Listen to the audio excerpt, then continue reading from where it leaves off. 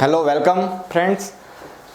રાજેશ્વરની daily current affair સિરીઝમાં આપણે મળતા હોઈએ છીએ અને સાથે સાથે કેટલાક વિડીયો પણ શેર કરતા હોઈએ છીએ. તો આજે એક અગત્યનો વિડીયો જે આપણે સ્ટાર્ટ કર્યો હતો, ફર્સ્ટ ચેપ્ટર શેર કર્યું હતું ઇકોનોમિક સર્વેનું. તો ઇકોનોમિક સર્વેના ફર્સ્ટ ચેપ્ટરને ઘણા બધા મિત્રોએ જોયો છે, ઘણા બધા મિત્રોએ જોવાનો બાકી છે. તો એ વિડીયોને ખાસ જોઈ લેજો. એ વિડીયો જોશો તો તમને ઇકોનોમિક સર્વે રિલેટેડ ઘણા બધા કોન્સેપ્ટ ક્લિયર થઈ જશે, જે આવનારી પ્રિલિમ, મેઇન્સ તમામ પ્રકારની એક્ઝામમાં ખાસ કરીને પૂછાતા હોય છે. તો પ્રથમ ચેપ્ટર એના ઇન્ટ્રોડક્શનમાં આપણે કેટલાક કોન્સેપ્ટ પણ સમજાવ્યા હતા, જે સર્વે સમજવા માટે ખૂબ જ મહત્ત્વપૂર્ણ હોય. તો આ તમામ ટોપિક એકવાર રિવાઇઝ કરી લેજો, ફટાફટ એ વિડીયો જોઈ લેજો, જેથી તમને આવનારા જેટલા પણ લેક્ચર હું શેર કરીશ એ તમને ઇઝીલી સમજાઈ જશે. તો આજનો પણ જે વિડીયો હું શેર કરવા જઈ રહ્યો છું એ પ્રાજેશ્વરની ચેનલના માધ્યમથી ચેપ્ટર 2નો વિડીયો શેર કરવા માટે જઈ રહ્યો છું. અને પ્રાજેશ્વર એક એવી ઇન્સ્ટિટ્યૂટ છે કે જેને વર્તમાન સમયમાં એક ખાસ સિદ્ધિ મળી છે, પ્રાઇડ ઓફ ગુજરાત એવોર્ડ મળ્યો છે. ઇન્સ્ટિટ્યૂટ એક એવી ઇન્સ્ટિટ્યૂટ સાબિત થઈ છે કે જેણે જીપીએસસી યુપીએસસીના કોચિંગમાં એક નવા શિખરો સર કર્યા હોય, નવા સોપાન સર કર્યા હોય, અને એના જ ભાગરૂપે આ ખાસ પ્રકારની વિડીયો લેક્ચર સિરીઝ પણ હું તમારી વચ્ચે લઈને આવી રહ્યો છું. પહેલી વાર કોઈ ઇન્સ્ટિટ્યૂટ આ રીતે ઇકોનોમિક સર્વે જેવા ટોપિક ઉપર પોતાનો વિડીયો શેર કરી રહ્યો. તો એક ઇમ્પોર્ટન્ટ ટોપિક કહી શકાય, આવનારી એક્ઝામમાં 100% પૂછાય એ પ્રકારના ટોપિક હોય છે. પ્લસ આનો મેઇન ફાયદો એવો હોય છે કે સીધો ક્વેશ્ચન કદાચ ના પૂછાય, પણ એમાં જે ઇન્ફોર્મેશન હોય એ ઓથેન્ટિક ડેટા હોય છે. એનો ઉપયોગ કરીને તમે કોઈ પણ મેઇન્સના આન્સરને તમારો એક મજબૂત આન્સર બનાવી શકો છો. ઇવન એસેમાં પણ આ પ્રકારના જે ફેક્ટ્સ હોય છે, આના જે ડેટા હોય છે, એને રિલેટેડ કેટલાક અમુક ટોપિક, સરકારના ઇનિશિયેટિવ્સ હોય છે, એ જો તમે એક્ઝામમાં રજૂ કરો તો એના એક્સ્ટ્રા માર્ક મળી શકતા હોય છે. તો 100% તમને ઉપયોગી થાય એવો આ વિડીયો છે. વિડીયોને ખાસ લાઇક કરજો, શેર કરજો, અને આગળનો જો ફર્સ્ટ ચેપ્ટરનો વિડીયો જો જોવાનો બાકી હોય તો એ ખાસ જોઈ લેજો. તો આ સેકન્ડ વિડીયો તમને ઇઝીલી સમજાશે. તો ફર્સ્ટ જે વિડીયો આપણે જોયો હતો એમાં એનું નામ હતું state of the economy recovery complete. ત્યાં ભારતીય અર્થવ્યવસ્થા વર્તમાન સમયમાં જે ગ્લોબલ ક્રાઇસિસની એક પરિસ્થિતિ છે, વિશ્વ સ્તરે 3 સમસ્યાઓની એમાં વાત કરવામાં આવી હતી. એક પેન્ડેમિકની વાત કરવામાં આવી, COVID-19 રિલેટેડ. બીજો મુદ્દો હતો ગ્લોબલ જે ક્રાઇસિસ આવી યુક્રેન રશિયા વોરના કારણે, એની વાત કરવામાં આવી હતી. એના કારણે સપ્લાય ચેન ડિસ્ટર્બ થઈ ગઈ. વિશ્વના તમામ દેશોએ મોંઘવારીનો, ઇન્ફ્લેશનના ઊંચા દરનો સામનો કરવો પડ્યો, જેના લીધે પરિસ્થિતિ એ આવી કે એ દેશોએ ટાઇટ મોનેટરી પોલિસી અપનાવી. જે મિત્રો સીધો કદાચ આ વિડીયો જોઈ રહ્યા છો તેમને આ બધા ટર્મ, આ બધા શબ્દો થોડા અઘરા લાગશે, પણ જો તમે પહેલા ચેપ્ટરનું ઇન્ટ્રોડક્શન જોયું હશે, એમાં બેઝિક જે 3-4 કોન્સેપ્ટ છે, ઇન્ફ્લેશન છે, રાજકોષીય નીતિ એટલે કે ફિસ્કલ ડેફિસિટ રિલેટેડ કોન્સેપ્ટ છે, પ્લસ વિશ્વ વ્યાપાર સાથે સંકળાયેલા અગત્યના મુદ્દા જેમાં current account deficit, balance of payment જેવી ટર્મિનોલોજી છે. તે તમામ ટર્મિનોલોજી જો તમે સમજ્યા હશો તો હું જે પણ બોલીશ એ સરળતાથી તમને સમજાઈ જશે. તો એ વિડીયો ખાસ જોઈ લેજો, જેથી તમને આવનારા તમામ વિડીયો સરળતાથી સમજાઈ જાય. તો નેક્સ્ટ જે ફર્સ્ટ ચેપ્ટરમાં આપણે વાત કરી હતી એ state of the economy recovery complete, એટલે કે ભારતીય અર્થવ્યવસ્થા COVID-19 પછીના સમયગાળામાં જે રિકવર થઈ રહી છે, જે રિકવરી જોવા મળી છે, એની ત્યાં વાત કરવામાં આવી હતી. અને વર્તમાન સમયમાં જ્યારે ગ્લોબલ ક્રાઇસિસની પરિસ્થિતિ છે, વિશ્વના તમામ દેશો, ઇવન વૈશ્વિક અર્થતંત્ર, એનો જે આઉટલુક છે એ પણ વર્લ્ડ ઇકોનોમિક આઉટલુક જે રિપોર્ટ છે IMFનું, એમાં ઘટાડી દેવામાં આવે છે. વૈશ્વિક અર્થવ્યવસ્થાનો વૃદ્ધિ દર પણ ઘટતો જોવા મળી રહ્યો છે. એ રીતે ભારતનો વૃદ્ધિ દર પણ કમ્પેરેટિવલી ઘટ્યો છે, પણ વિશ્વની જે વિકાસશીલ અને વિકસિત કહી શકાય એવી અર્થવ્યવસ્થાઓની વચ્ચે સૌથી મજબૂત રીતે આગળ વધવાનું આગાહી કરવામાં આવી છે. વિશ્વની સૌથી ઝડપથી વિકસતી અર્થવ્યવસ્થા ભારત બનવાનું છે.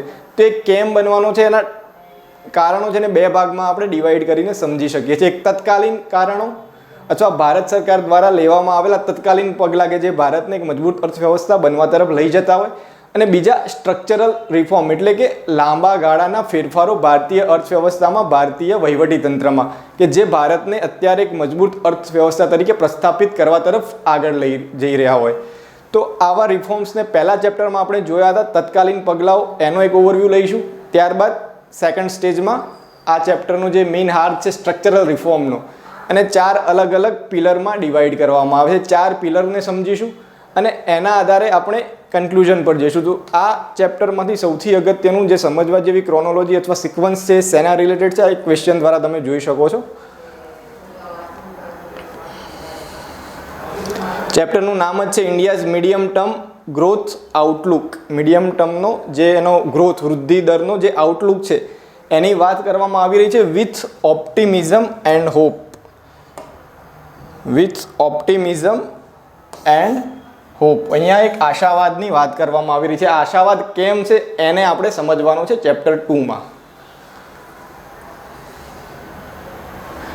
આમાંથી સીધો મીન્સનો કોઈ એનાલિટિકલ ક્વેશ્ચન પૂછવો હોય તો પૂછી શકાય, જે ઓલરેડી સર્વેમાં પણ મેન્શન કર્યો છે.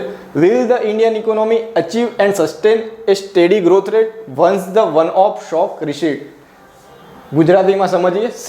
શું અર્થતંત્ર એક વખતના આંચકાઓ ઘટ્યા પછી સ્થિર વૃદ્ધિ દર હાંસલ કરશે અને ટકાવી શકશે? અત્યારે હાલ વિશ્વના જે અલગ અલગ સંસ્થાઓ છે, વર્લ્ડ ઇકોનોમિક ફોરમથી લઈ IMFથી માંડીને તમામ સંસ્થાઓ, એના દ્વારા ભારતનો જે ગ્રોથ ફોરકાસ્ટ છે એપ્રોક્સિમેટલી 6 to 6.8%. ભારતનો GDP વૃદ્ધિ દર મોટાભાગની તમામ અર્થવ્યવસ્થાઓ દ્વારા આટલો પ્રેડિક્ટ કરવામાં આવ્યો છે. ને આપણો સર્વે કહી રહ્યો છે એપ્રોક્સિમેટલી 6.5%. એપ્રોક્સિમેટલી 6.5% GDP વૃદ્ધિ દર ભારતીય અર્થવ્યવસ્થા હાંસલ કરશે આવનારા નાણાકીય વર્ષમાં, એવું આપણું ઇકોનોમિક સર્વે પોતે કહી રહ્યો છે.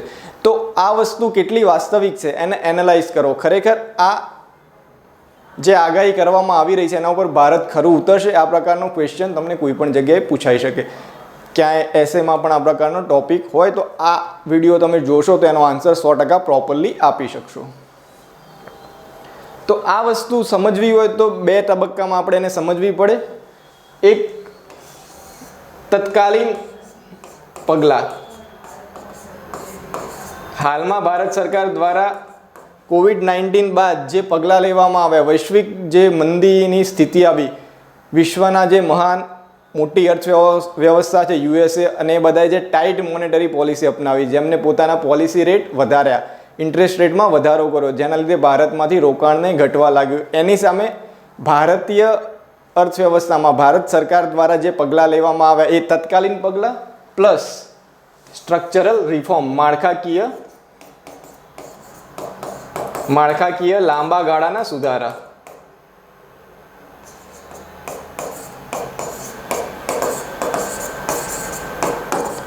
આ બંનેને આપણે સંયુક્ત રીતે સમજીએ તો આનું ફાઇનલ કન્ક્લુઝન સુધી પહોંચી શકીએ અને ખરેખર આપણે વાસ્તવિક રીતે સમજી શકીએ કે ભારતીય અર્થવ્યવસ્થા ખરા અર્થમાં 6.5%નો વૃદ્ધિ દર હાંસલ કરી શકશે, જે ખરેખર સર્વે કહી રહ્યો છે. તો બંને વિશે આપણે ફટાફટ એક ઓવરવ્યૂ મેળવી લઈએ. તત્કાલીન પગલાં વિશે ચેપ્ટર 1માં આપણે જોયું હતું. રિકવરી કમ્પ્લીટ વાળું જે સ્ટેટ ઓફ ઇકોનોમી ચેપ્ટર છે એ આખું આપણે શરૂઆતથી લઈ અંત સુધી સમજ્યા હતા. એમાં મેઇન ફોકસ આ પગલાં ઉપર જ હતું કે જે વિશ્વની 3 સમસ્યાઓ હતી, COVID-19 રિલેટેડ સમસ્યા, મોંઘવારીની સમસ્યા અને રશિયા-યુક્રેન વોર, એ દરમિયાન ભારતીય અર્થવ્યવસ્થામાં કયા કયા પગલાં લેવામાં આવ્યા, ભારતની સરકારે કેવી રીતે એને રિસ્પોન્સ કર્યો. તો કોઈ પણ અર્થવ્યવસ્થાને વિકાસ કરવો હોય, એને ઝડપથી આગળ વધવું હોય તો અગત્યના પાસા કયા અથવા કઈ કઈ વસ્તુઓને ધ્યાનમાં લેવી પડે, તો એનો એકવાર સિમ્પલ વેમાં સમજી લઈએ. તો કોઈ પણ અર્થવ્યવસ્થાએ વિકાસ કરવો હોય તો સૌથી પહેલાં તો અગત્યની વસ્તુ રોકાણ, ઇન્વેસ્ટમેન્ટ જોઈએ, પૈસા જોઈએ. ત્યારબાદ મોંઘવારી જે છે, ઇન્ફ્લેશન, એનો એક દર છે નિયંત્રણમાં રહેવો જોઈએ. એ બીજી વસ્તુ છે મોંઘવારી, એના ઉપર કંટ્રોલ. મોંઘવારી નિયંત્રણમાં હોય તો બચત થઈ શકે બેંકો પાસે અને લોકો પાસે. મોંઘવારી જો નિયંત્રણમાં હશે તો બચતમાં વધારો થશે, તો બચત. આ ત્રણેય પરિબળ પોઝિટિવ હોય, લોકો જોડે પૂરતી બચત હોય, લોકો એટલે વ્યક્તિ પણ આવી જાય અને પ્રાઇવેટ કંપની પણ આવી જાય, એની પાસે પૂરતી બચત હોય, પૂરતું ધિરાણ હોય એમની પાસે. તો અહીંયા આપણે 3 ફેક્ટરની વાત કરી રહ્યા હતા કોઈ પણ અર્થવ્યવસ્થાને ઝડપથી વૃદ્ધિ પામવા માટે. એક રોકાણ હોવું જોઈએ, મોંઘવારીનો દર નિયંત્રિત હોવો જોઈએ અને લોકો પાસે બચત હોવી જોઈએ. આ બધા ફેક્ટરો જો પોઝિટિવ હોય તો જ એ અર્થવ્યવસ્થા ઝડપથી વિકસિત થઈ શકે છે. તો ભારત સરકાર દ્વારા એવા ઘણા બધા તત્કાલીન પગલાં લેવામાં આવે કે જેનાથી ભારતનો આઉટલુક પોઝિટિવ જોવા મળી રહ્યો હોય, જેમાં ભારત સરકારની આરબીઆઈની નીતિઓની વાત કરીએ કે આરબીઆઈ સતત છેલ્લા 1 વર્ષમાં ટાઈટ મોનેટરી પોલિસી અપનાવી. ટાઈટ મોનેટરી પોલિસી અપનાવવાના કારણે ઇન્ટરેસ્ટ રેટમાં વધારો થયો અને મોંઘવારીનો જે દર હતો એ ધીમે ધીમે નીચો થઈ રહેલો જોવા મળ્યો. તો મોંઘવારી એક રીતે નિયંત્રણમાં આવી રહી છે. આ ઉપરાંત વૈશ્વિક ધોરણે પણ ઘણા બધા એવા પરિબળો છે કે જે ભારતના આઉટલુકને પોઝિટિવ કરી રહ્યા હોય, જે આપણે ફર્સ્ટ ચેપ્ટરના વિડીયોમાં જોયા હતા. એના ઉપર એક નજર કરી લઈશું. તો સૌથી પહેલાં મોંઘવારી ઓછી હશે તો લોકો પાસે બચત વધારે થશે, રોકાણ લોકો વધુ કરી શકશે, જે વૃદ્ધિનું કારણ બની શકે છે. આ ઉપરાંત સરકારે જે પોઝિટિવ પગલાં ભર્યા, કેટલાક સ્ટ્રક્ચરલ રિફોર્મ કર્યા, એના કારણે સરકારની મહેસૂલી આવકમાં વધારો થયો છે. જીએસટી કલેક્શન સતત વધ્યું છે. આ ઉપરાંત ડાયરેક્ટ ટેક્સ કલેક્શનમાં પણ વધારો થયો છે. તો આ રીતે સરકારની આવક વધશે તો એની જે ખાધ હશે, ફિસ્કલ ડેફિસિટ નિયંત્રણમાં રાખવાની સરકારની પોલિસી છે. FRBM એક્ટ જે ખરો ફિસ્કલ રિસ્પોન્સિબિલિટી અને બજેટરી મેનેજમેન્ટ એક્ટ એ ભારતની જે રાજકોષીય નીતિ છે એનું નિયંત્રણ કરતો એ એક્ટ છે, જે અંતર્ગત ફિસ્કલ ડેફિસિટ ઓછી કરવાનું લક્ષ્યાંક છે. જો આ ફિસ્કલ ડેફિસિટ સરકારની ઓછી હોય તો એને પ્રમાણમાં ઓછું ઉધાર લેવું પડે અને એનું કોસ્ટિંગ પણ ઓછું હોય. સરકાર પાસે જો સંસાધનો વધારે હશે, વધારે પૈસા બચશે તો એને કેપિટલ એક્સપેન્ડિચરના રૂપમાં એ ખર્ચ કરી શકશે. તો આ બજેટમાં કેપિટલ એક્સપેન્ડિચરમાં પણ ખૂબ મોટો વધારો જોઈ શક્યા છીએ. તો આ મૂડીગત ખર્ચમાં જે વધારો થયો, કેપિટલ એક્સપેન્ડિચરમાં જે વધારો થયો એ પણ વૃદ્ધિને આગળ લઈ જવામાં મદદરૂપ થાય છે. તો આવા એક શોર્ટ ટર્મ જે સરકાર દ્વારા પગલાં લેવામાં આવ્યા એ plus long term structural reform, આ વસ્તુ આપણને અલ્ટિમેટલી પોઝિટિવ આઉટલુક તરફ લઈ જશે. કેવી રીતે એ હવે સ્ટેપ બાય સ્ટેપ જોતા જઈએ. ફિસ્કલ ડેફિસિટની મેં વાત કરી, અહીંયા એક ગ્રાફ રજૂ કર્યો છે. 1988ના વર્ષથી સ્ટાર્ટ થાય છે જે, અને 2008 સુધીનો એક ડેટા દર્શાવી રહ્યો છે. FRBM એક્ટ જે સરકાર દ્વારા લાગુ કરવામાં આવ્યો એ પછીની વાત છે. 2004માં FRBM એક્ટ લાગુ થયા પછીની જે ફિસ્કલ ડેફિસિટ હતી એમાં સતત ઘટાડો થયેલો જોવા મળ્યો, જે સરકાર માટેનું એક પોઝિટિવ પાસું છે. મેક્રો ઇકોનોમિક પરિબળોની વાત કરીએ કે ઇન્વેસ્ટમેન્ટ કરવા માટે કોઈ વિદેશી વ્યક્તિ કોઈ અર્થવ્યવસ્થાના કયા કયા પરિબળો ધ્યાનમાં લેતો હોય છે, તો ત્યાં મોંઘવારીનો દર કેટલો છે, એ રાજ્યનું અથવા એ દેશનું ફિસ્કલ ડેફિસિટ કેટલું છે, આ બધા અલગ અલગ પરિબળો છે. એ તેનો જીડીપી વૃદ્ધિ દર કેટલો છે, આ બધા અલગ અલગ પરિબળો છે જેને એ દેશ ધ્યાનમાં લેતો હોય છે. તો આ બધા ફેક્ટર જો પોઝિટિવ હોય તો રોકાણમાં 100% વધારો થવાનો જ છે. આ ઉપરાંત ફાઇનાન્શિયલ કેટલાક રિફોર્મ્સ હતા જેના લીધે બેંકની જે ક્રેડિટ ક્ષમતા હતી, ધિરાણની જે ક્ષમતા હતી, એમાં પણ 2021 પછી વધારો થયેલો જોવા મળે. તો આ બધા તત્કાલીન કારણો વિશે પહેલાં એકવાર નજર કરી લઈએ, ત્યારબાદ લોંગ ટર્મ સ્ટ્રક્ચરલ રિફોર્મ જોઈ લઈએ. તો પહેલા ચેપ્ટરમાં આપણે વાત કરી હતી તત્કાલીન કારણોની. એ કયા કયા તત્કાલીન કારણો છે? સૌથી પહેલાં હાલની જે વૈશ્વિક મંદી છે એનું મેઇન કારણ હતું સપ્લાય ચેનનું ખોરવાવું. સપ્લાય ચેનના ખોરવાવા માટે 2 કારણ જવાબદાર હતા. એક COVID-19ની સમસ્યા અને રશિયા યુક્રેનનું વોર. એમાં ચીન જે છે એ સૌથી મોટું વિશ્વનું એક્સપોર્ટર દેશ છે, સપ્લાય કરતા દેશ છે અલગ અલગ સંસાધનોનો અને અલગ અલગ રો મટીરિયલનો. તો ચીનમાં અત્યારે હાલ COVID-19 પછી ધીમે ધીમે એની જે સપ્લાય ચેન છે નોર્મલ થઈ રહી છે. એના દ્વારા કોવિડ પેન્ડેમિકની અસરમાંથી એ બહાર આવી રહ્યો છે. ચીનની અર્થવ્યવસ્થા ફરી શરૂ થાય તો ફુગાવાનો જે વધારાનો દર છે એ ધીમે ધીમે ઓછો થતો જણાય. આ સિવાય મેજર જે ઇકોનોમીઝ છે દેશની, જે અલગ અલગ વિશ્વની અલગ અલગ દેશોની જે અર્થવ્યવસ્થાઓ છે, જ્યાં ટાઈટ મોનેટરી પોલિસી અપનાવવામાં આવી હતી, ત્યાં ધીમે ધીમે ક્વોન્ટિટેટિવ ઇઝિંગ અથવા લિબરલ મોનેટરી પોલિસી તમને જોવા મળી રહી છે. એટલે કે જે ઇન્ટરેસ્ટ રેટમાં વધારો થયો હતો, સેન્ટ્રલ બેંક દ્વારા જે ઇન્ટરેસ્ટ રેટ નક્કી કરવામાં આવતા હોય છે એમાં જે વધારો થતો હતો એને ધીમે ધીમે નીચો કરવામાં આવી રહ્યો છે, ઘટાડો કરવામાં આવી રહ્યો છે, જેનાથી લિક્વિડિટીમાં વધારો થશે અને વિદેશમાંથી જે રોકાણ ભારતમાં આવતું હતું એમાં વધારો થશે. તો એક એ ફેક્ટર પણ પોઝિટિવ છે અત્યારે હાલના સમયમાં. એના લીધે એક એનિમલ સ્પિરિટ શબ્દનો ઉપયોગ કરવામાં આવે છે સર્વેમાં, જે દર્શાવે છે કે વિશ્વના જે રોકાણકારો હશે એમની અંદર એક પોઝિટિવ એટીટ્યૂડ જોવા મળશે કે હા ભાઈ, હવે ધીમે ધીમે અર્થવ્યવસ્થાઓ લિબરલ થઈ રહી છે, એમના જે પોલિસી રેટ છે ઘટી રહ્યા છે, એટલા માટે ફેવરેબલ ઇકોનોમી થઈ રહી છે. તો રોકાણ ધીમે ધીમે વધવાની શક્યતા છે. It leads to further impetus to private sector investment, એટલે એનાથી ખાનગી રોકાણમાં વધારો થશે. આ ઉપરાંત ભારતની વાત કરીએ તો ભારતની જીડીપી 6 થી 6.8% રહેવાની ધારણા અલગ અલગ ઇન્સ્ટિટ્યુશન દ્વારા કરવામાં આવી છે. તો વિશ્વની અન્ય અર્થવ્યવસ્થાઓ અથવા વિશ્વના ઇન્ટરનેશનલ અલગ અલગ ઓર્ગેનાઇઝેશન જે ભારત માટે એક પોઝિટિવ આઉટકમની આગાહી કરી રહ્યા હોય તો એ અન્ય દેશોના ઇન્વેસ્ટરોને ભારતમાં આકર્ષિત કરે એ સ્વાભાવિક વસ્તુ છે. તો એ પણ એક પોઝિટિવ ફેક્ટર છે. પ્લસ એમએસએમઈ સેક્ટરના ધિરાણમાં પણ વધારો થયો છે. આગળ જે ક્રેડિટવાળો એક ગ્રાફ આપણે અહીંયા લાસ્ટમાં જોયો તો 2021 પછી જે ક્રેડિટ ક્ષમતા હતી શિડ્યુલ કોમર્શિયલ બેંકની એમાં વધારો થયેલો જોવા મળ્યો છે. જે ગ્રાફ 2008-9 પછી સતત નીચો ગયો હતો. 2008માં આપણે જાણીએ છીએ ગ્લોબલ ક્રાઇસિસ આવી, લેહમેન બ્રધર્સ જે ફાઇનાન્શિયલ ઇન્સ્ટિટ્યુશન હતી અમેરિકાની એ ભાંગી પડી અને સબપ્રાઇમ ક્રાઇસિસ તરીકે પણ એ ઓળખાય છે, જેમાં લોન ન ભરપાઈ થવાના કારણે મોટી મોટી બેન્કોની હાલત ખૂબ જ કફોડી થઈ ગઈ. એની જે બેલેન્સ શીટ હતી એ ખરાબ થઈ ગઈ. તો બેલેન્સ શીટ સિન્ડ્રોમમાંથી બહાર આવીને ધીમે ધીમે આ બેલેન્સ શીટ સુધરી રહી છે. ફુગાવાનો જે દર છે આરબીઆઈની આપણી ભારત સરકારની સેન્ટ્રલ બેંકની ટાઇટ મોનેટરી પોલિસીના કારણે નિયંત્રણમાં રહેલો જોવા મળ્યો. નવેમ્બરમાં ધીમે ધીમે ફુગાવાનું સ્તર ઘટ્યું. આ ઉપરાંત આવકની મેં વાત કરી. આગળ આપણે એક વસ્તુ સમજ્યા કે ઇન્વેસ્ટમેન્ટ રોકાણ વધવાની સાથે સાથે આવકમાં વધારો થવો જરૂરી છે. તો ભારત સરકાર દ્વારા જે ટેક્સ રિફોર્મ કરવામાં આવે, ટેક્સ કલેક્શનનું જે પ્રમાણ હતું એ વધ્યું. જીએસટી એટલે કે ઇનડાયરેક્ટ ટેક્સ અને ડાયરેક્ટ ટેક્સ જેમાં ઇન્કમ ટેક્સ અને કોર્પોરેટ ટેક્સનો સમાવેશ થાય છે. તો એ તમામ ટેક્સના કલેક્શનમાં તમે ધીમે ધીમે વધારો થયેલો જોઈ શકો છો. વર્ષ 19, 20, 21, 22, 23ની કમ્પેરિઝન અહીંયા જોશો તો વર્ષ 21માં જે કોવિડનો સમયગાળો હતો ત્યાં આ ગ્રાફ નીચો ગયેલો જોઈ શકાય છે. પણ ત્યારબાદ એ ધીમે ધીમે અપવર્ડ જઈ રહ્યો છે. ડાયરેક્ટ ટેક્સ અને ઇનડાયરેક્ટ ટેક્સ એટલે કે ખાસ કરીને ઇનડાયરેક્ટ ટેક્સમાં સૌથી અગત્યનો જીએસટી, કેમ કે બધાને કમ્બાઈન કરીને જીએસટી કરવામાં આવ્યો હતો. તો જીએસટીમાં પણ એ જ સેમ ટ્રેન્ડ જોવા મળ્યો છે. રિકવરીવાળો ચાર્ટ જે કહીએ, રિકવરી કમ્પ્લીટની જે વાત કરવામાં આવી હતી ફર્સ્ટ ચેપ્ટરમાં એ અહીંયા જોડાયેલી છે. તો અહીંયા રિકવરી જોઈ રહ્યા છે આપણે આવકના સોર્સિસના રૂપે પણ. તો સરકારની આવક વધશે તો સીધી વાત છે સરકાર દ્વારા પણ પબ્લિક સેક્ટરમાં જે રોકાણ થવાનું છે એ પણ વધવાનું છે. ઇન્ફ્રાસ્ટ્રક્ચર જેવા અલગ અલગ અગત્યના પ્રોજેક્ટ કે જે વૃદ્ધિ માટે જવાબદાર હોય.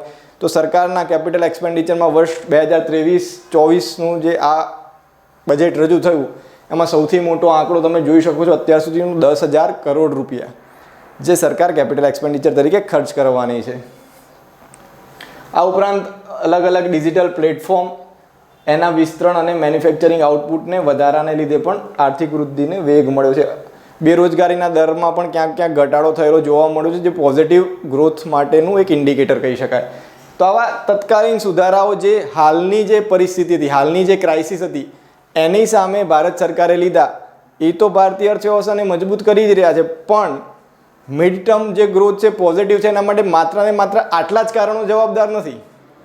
માત્ર ને માત્ર આટલા જ કારણો આના માટે જવાબદાર નથી. પણ ભારતીય અર્થવ્યવસ્થામાં 1991થી સ્ટાર્ટ કરીને જે આપણે ઉદારીકરણનો દોર કીધો, એલપીજી રિફોર્મ્સની વિશે તમે જાણો છો, જેની શરૂઆત થઈ 1991થી. તો એ એલપીજી રિફોર્મથી શરૂ થયેલા ક્રમિક ચેન્જીસ, ક્રમિક ફેરફારો એ અત્યારે હાલ જીએસટી લાગુ કર્યું ત્યાં સુધી અને એ પછી પણ ડિજિટલ પબ્લિક ઇન્ફ્રાસ્ટ્રક્ચર રિલેટેડ ઘણા બધા ઇનિશિયેટિવ નવા નવા આપણે જોઈ શકીએ છીએ જે અર્થવ્યવસ્થાને મજબૂત કરી રહ્યા છે.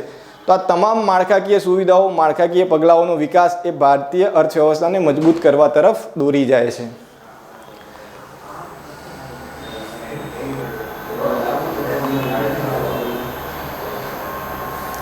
તો 1991ના જે રિફોર્મ્સ હતા એની એક પૂર્વ ભૂમિકા જોઈ લઈએ. આ ચેપ્ટરને 2 તબક્કામાં અથવા 2 સ્ટેજમાં સમજાવવાની સર્વેમાં કોશિશ કરવામાં આવી છે. એક સમયગાળો છે 1998થી 2002 અને બીજો સમયગાળો છે 2014થી 2022. તો એક આ તબક્કો હતો ત્યારે એક સ્ટ્રક્ચરલ રિફોર્મ થયા અને બીજો તબક્કો હતો 2014થી 2022નો ત્યારે સ્ટ્રક્ચરલ રિફોર્મ થયા. અને બંને વખતે એક પ્રકારના શોક જોવા મળે. શોક એટલે કે વૈશ્વિક ધોરણે કોઈ સમસ્યા આવી હોય અથવા ભારતીય અર્થવ્યવસ્થાએ કોઈ સમસ્યાનો સામનો કર્યો હોય. તો ભારતીય અર્થવ્યવસ્થા સામેના જે શોક હતા, જે ઝાટકા હતા, એ ઝાટકાઓની અહીંયા વાત કરવામાં આવી છે. કયા કયા ઝાટકા હતા એ સમજીએ. પહેલાં ઇકોનોમિક રિફોર્મ્સને થોડા સમજી લઈએ. તો 1991માં ભારતીય અર્થવ્યવસ્થાએ લિબરલાઇઝેશનની શરૂઆત કરવી. એક સુધારાનો બહુ મોટો દોર શરૂ થયો. ભારતીય અર્થવ્યવસ્થામાં એક મોટું પરિવર્તન આવવાની શરૂઆત થઈ. તો એની જરૂરિયાત કેમ ઊભી થઈ? વર્તમાન સમયમાં તમે પાકિસ્તાનની સ્થિતિ જોશો, જો ભારતે એ વખતે રિફોર્મ્સ લાગુ ના કર્યા હોત ને પોઝિટિવ સ્થિતિ ના અપનાવી હોત, તો આજના સમયે જે પાકિસ્તાનની સ્થિતિ છે કદાચ ભારતની સ્થિતિ પણ હોત. પણ ભારતની સ્થિતિ મજબૂત છે. અત્યારે વિશ્વની સૌથી ઝડપથી વિકસિત અર્થવ્યવસ્થા છે. એને સમજવું હોય તો આ બેકગ્રાઉન્ડમાં જઈને સમજવું જ પડે. એટલા માટે આ પોઈન્ટને આપણે ઇકોનોમિક સર્વેમાં પણ ઇન્ક્લુડ કર્યો છે અને આપણે આજના ચેપ્ટરમાં પણ ઇન્ક્લુડ કર્યો છે. તો ઇકોનોમિક રિફોર્મ્સ કેમ કરવામાં આવ્યા 1991? તો તેનું સૌથી અગત્યનું એક કારણ હતું ખાડી યુદ્ધ. ખાડી યુદ્ધના કારણે પેટ્રોલિયમ પ્રોડક્ટ્સ જે હતી, અલગ અલગ ખનિજ તેલ આપણે મોટા ભાગે આયાત કરતા હતા, એના દર ખૂબ જ વધી ગયા. અને આ પરિસ્થિતિમાં ડોલરનું મજબૂત થવું, વિદેશી મુદ્રાનું મજબૂત થવું સ્વાભાવિક હતું. તો એ પરિસ્થિતિમાં ભારતના જે વિદેશી મુદ્રા ભંડાર હોય એના ઉપર એનું ભારણ વધે એ સ્વાભાવિક હતું. તો ખાડી યુદ્ધ અને એના લીધે મોંઘવારીનો ઊંચો દર, એ સમયે પણ સેમ અત્યારે હાલ પરિસ્થિતિ હતી એ જ પ્રકારની પરિસ્થિતિ કહી શકાય. એક રીતે સપ્લાય ચેન જે હતી, પુરવઠાની જે વ્યવસ્થા હતી એ ખોરવાઈ ગઈ, મોંઘવારીમાં વધારો થયો. આપણે અનાજ અને ઘણી બધી વસ્તુ આયાત કરતા હતા જે બેઝિક હોય, જીવન જરૂરિયાત માટે પાયાની જરૂરિયાતો હોય, જેના વગર દેશને કોઈ પણ કાળે ચાલે એમ હતું નહીં. અને આ બધાની અલ્ટિમેટ અસર થઈ આપણા બેલેન્સ શીટ ઉપર. વિદેશ વેપાર સાથે સંકળાયેલી balance sheet, balance of payment, current account, capital account, આ બધા ટોપિક આપણે ચેપ્ટર 1માં સમજ્યા છીએ, એકવાર નજર કરી લેજો. તો આના લીધે સીધી અસર થઈ કરંટ અકાઉન્ટ ઉપર. કરંટ અકાઉન્ટ ડેફિસિટ ખૂબ જ વધતું ગયું. ઇન્વેસ્ટમેન્ટ તો આપણે ઓલરેડી વિદેશમાંથી લાવતા જ નહોતા એ વખતે, મતલબ એફડીઆઈ અને બધા કોઈ ખાસ પ્રોવિઝન હતા નહીં. કેપિટલ અકાઉન્ટ આપણું એ સમયે વીક જ હતું. તો આ પરિસ્થિતિના કારણે બેલેન્સ ઓફ પેમેન્ટ આપણું ખૂબ જ નકારાત્મક થઈ ગયું. આપણી પાસે વિદેશી મુદ્રા ભંડાર જે હતો એ ધીમે ધીમે ખાલી થવા લાગ્યો. અને એક સમય એવો આવ્યો કે આપણી પાસે અઠવાડિયું 10 દિવસ જ આયાત અનાજ થઈ શકે એટલો જ વિદેશી મુદ્રા ભંડાર વધ્યો હતો. તો આ પરિસ્થિતિમાં IMF અને વર્લ્ડ બેંકની સહાયથી ભારતની સરકારે ઇકોનોમિક રિફોર્મ્સ લાગુ કરવાની યોજના ઘડી. અને એ કહેવાય LPG રિફોર્મ, લિબરલાઇઝેશન, પ્રાઇવેટાઇઝેશન અને ultimately it will leads two globalisation. તો લિબરલાઇઝેશન અને પ્રાઇવેટાઇઝેશનના કારણે ભારત એક વૈશ્વિક અર્થવ્યવસ્થા સાથે સીધું જોડાઈ ગયું અને એક નવા દોરની શરૂઆત થઈ, જે ખરા અર્થમાં ગ્લોબલાઇઝેશનમાં ભારતને ભાગીદાર બનાવે છે. ગ્લોબલાઇઝેશનની પ્રક્રિયા એ સતત ચાલતી પ્રક્રિયા છે, જે આખો અલગ એસેનો ટોપિક છે, એના વિશે તમે અલગથી સમજી શકો છો. હાલ આપણે ઇકોનોમીના પોઈન્ટ ઓફ વ્યૂથી સમજીશું. તો LPGના મુખ્ય મુદ્દાઓ શું હતા? લિબરલાઇઝેશન, ઉદારીકરણ. અહીંયા શબ્દ જ છે ઉદારીકરણ.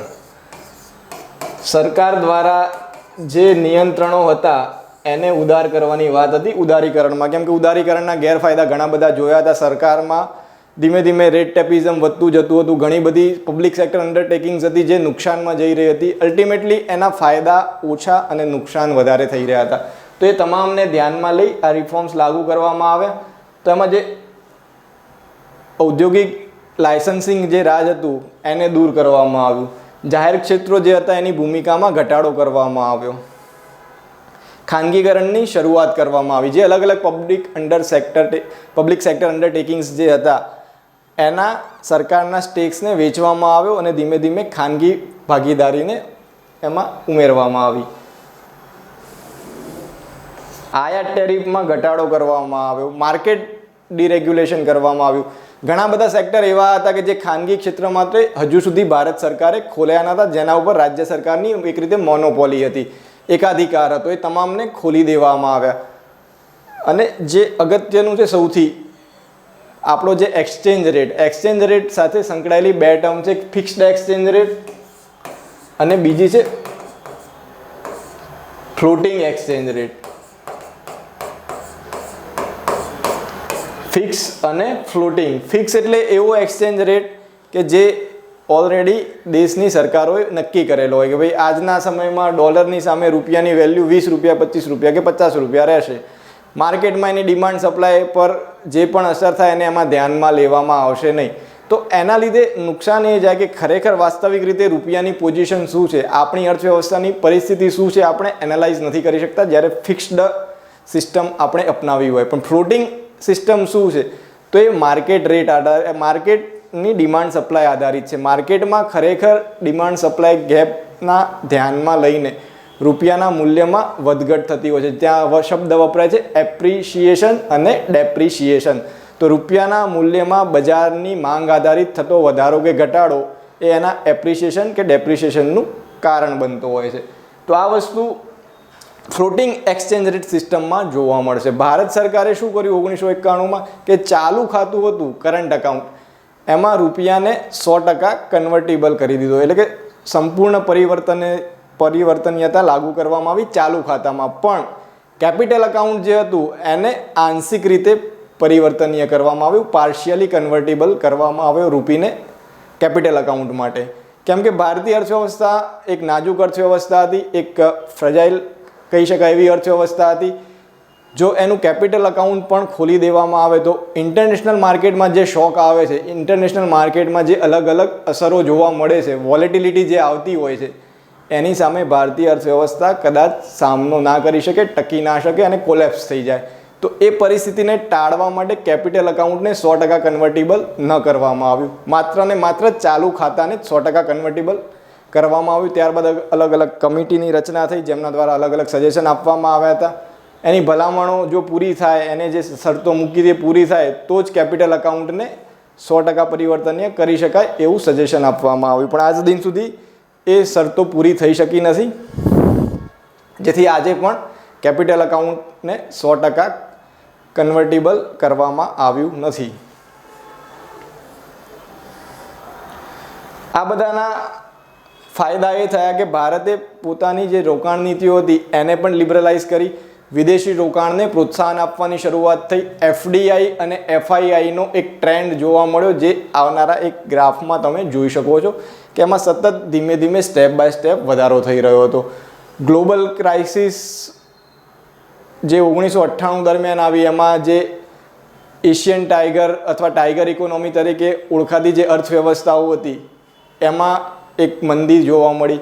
કેમ કે એનું પાછળનું કારણ પણ એ જ હતું કે એમને પોતાની અર્થવ્યવસ્થાને 100% ખોલી દીધી હતી, જેથી નવી જે કોઈ અર્થવ્યવસ્થા વિકસિત થઈ હોય એ વૈશ્વિક બજારમાં જે પણ ચેન્જીસ આવે, અર્થવ્યવસ્થામાં જે પણ શોક આવે એને ઇઝીલી એબ્ઝોર્બ નથી કરી શકતી અને એમાં ક્રાઇસિસની સ્થિતિ આવતી હોય છે. પણ ભારત એ સમયે એ દોરમાંથી ધીમે ધીમે બહાર નીકળી શક્યું હતું, કેમ કે ભારતે 100% પરિવર્તનીયતા નથી કરી કેપિટલ અકાઉન્ટમાં. એટલા માટે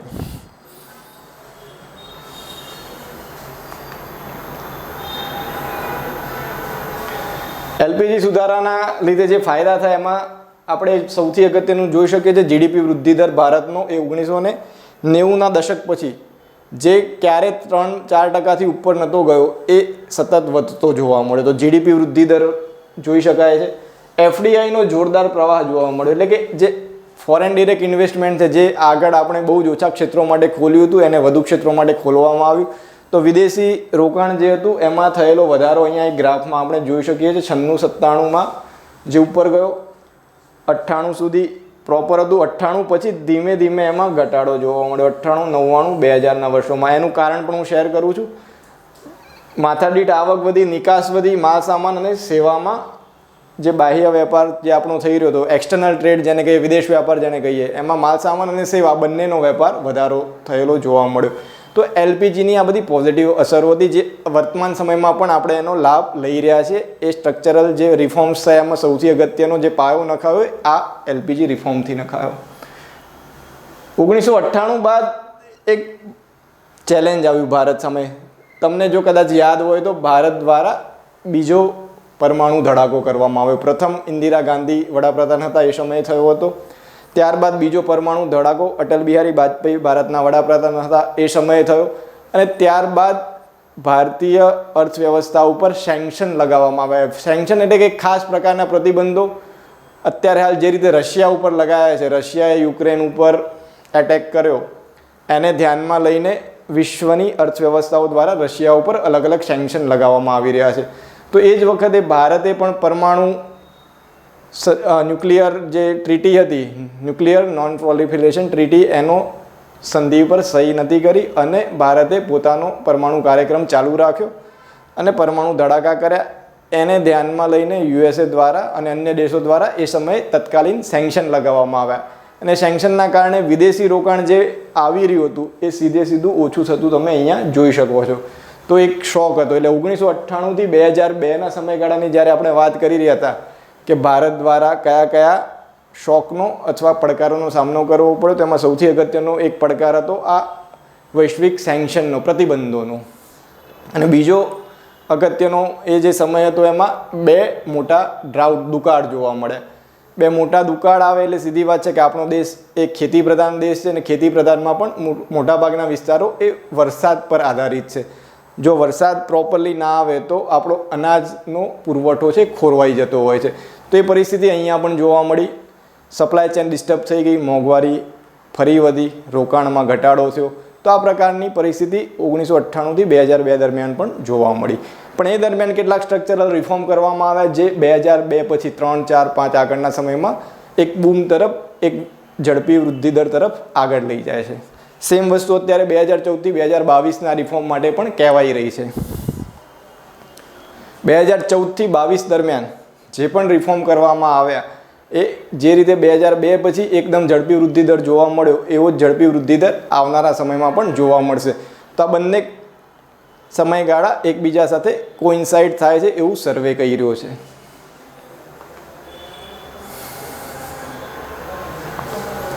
ઓગણીસો 98થી 2000માં ન્યુક્લિયર ડિવાઇસ ટેસ્ટિંગ 1998માં, જેના કારણે સેન્કશન લગાવવામાં આવે. બેન્કિંગ અને કોર્પોરેટ સેક્ટર જે હતા એની જે બેલેન્સ શીટ હતી એમાં પ્રોબ્લેમ થયા. 2 મોટા દુકાળ જોવા મળ્યા. આ ઉપરાંત ટેકનોલોજી બસ્ટ, યુએસમાં મંદી, 9/11 એટેક થયા. આપણે જાણીએ છીએ ફેમસ ન્યુયોર્કના જે ટ્વિન ટાવર હતા ત્યાં હુમલો થયો અને વર્લ્ડ ટ્રેડ સેન્ટર ધ્વસ્ત કરવામાં આવ્યું. તો 9/11ના જે એટેક થયા, આ બધા જ પરિબળો એ સમયે અર્થવ્યવસ્થા માટે પડકારો લઈને આવ્યા. સેમ વે અત્યારે 2014થી 22ની વાત કરીએ તો ગ્લોબલ ક્રાઇસિસ વિશે આપણે જોયું. પેન્ડેમિકનો સમયગાળો, રશિયા યુક્રેન વોરની વાત કરી.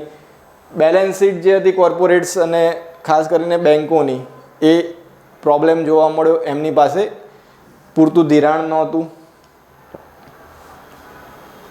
આ તમામ પરિબળોના લીધે 2014થી 22માં પણ કેટલાક શોક જોવા મળ્યા હતા. બંને વખતની પરિસ્થિતિ ઓલમોસ્ટ ભારતીય અર્થવ્યવસ્થા માટે પડકારજનક છે. પણ બંને સમયગાળા દરમિયાન કેટલાક સ્ટ્રક્ચરલ રિફોર્મ થાય છે. આ સ્ટ્રક્ચરલ રિફોર્મ ભારતની જે અર્થવ્યવસ્થાની સાયકલ છે એને મજબૂત બનાવે છે, વૃદ્ધિ દરને પોઝિટિવલી આગળ વધવામાં મદદ કરે છે.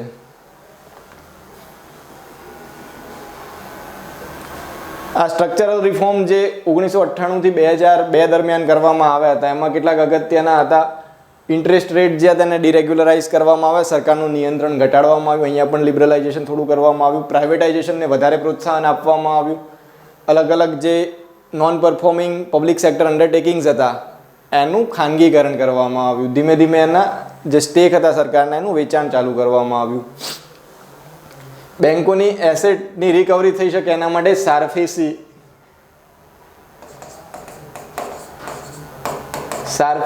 એક્ટ 2022 લાગુ કરવામાં આવ્યો. એના દ્વારા બેંકને સીધા પાવર આપવામાં આવ્યા કે સીધી પોતાની જે એસેટ્સ હોય, જે કંપની દ્વારા અથવા જે વ્યક્તિ દ્વારા લોન ભરપાઈ ના કરવામાં આવી હોય એની રિકવરી કરી શકે.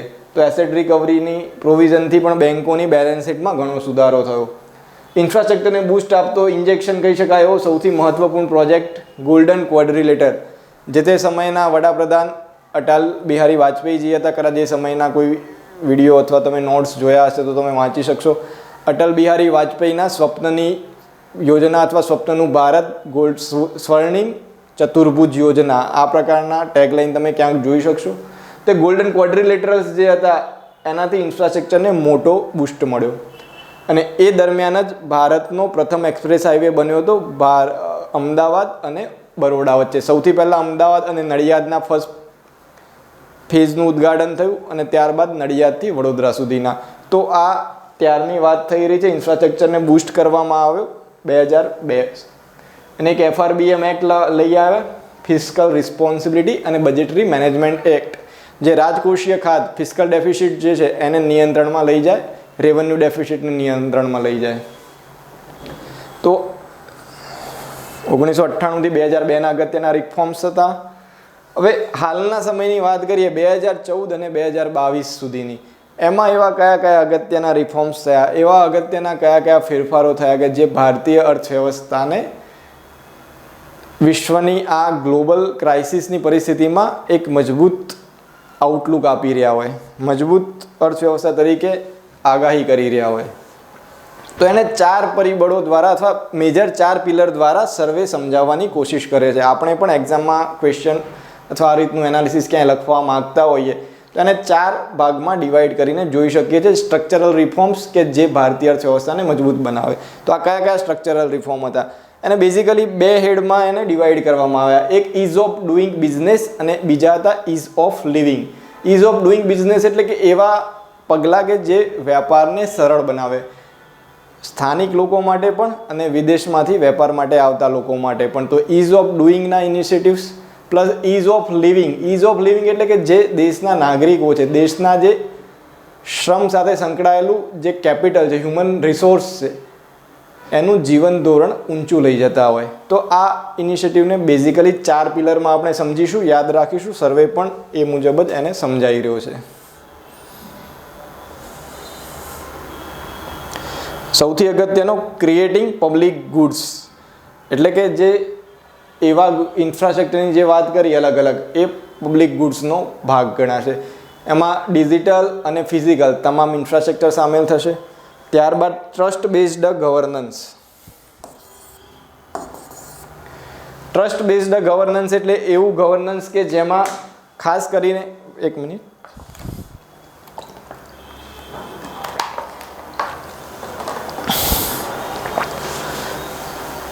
ટ્રસ્ટ બેઝડ ગવર્નન્સ એટલે એવું ગવર્નન્સ કે જેમાં સરકાર દ્વારા એવા પગલાં લેવામાં આવે કે જેનાથી લોકોનો સરકાર પરનો વિશ્વાસ વધે, વિશ્વના અન્ય દેશોનો ભારત સરકાર પર વિશ્વાસ વધે, જેનાથી રોકાણમાં વધારો થાય અને એક વેપાર માટેનું પોઝિટિવ એન્વાયરમેન્ટ ક્રિએટ થાય.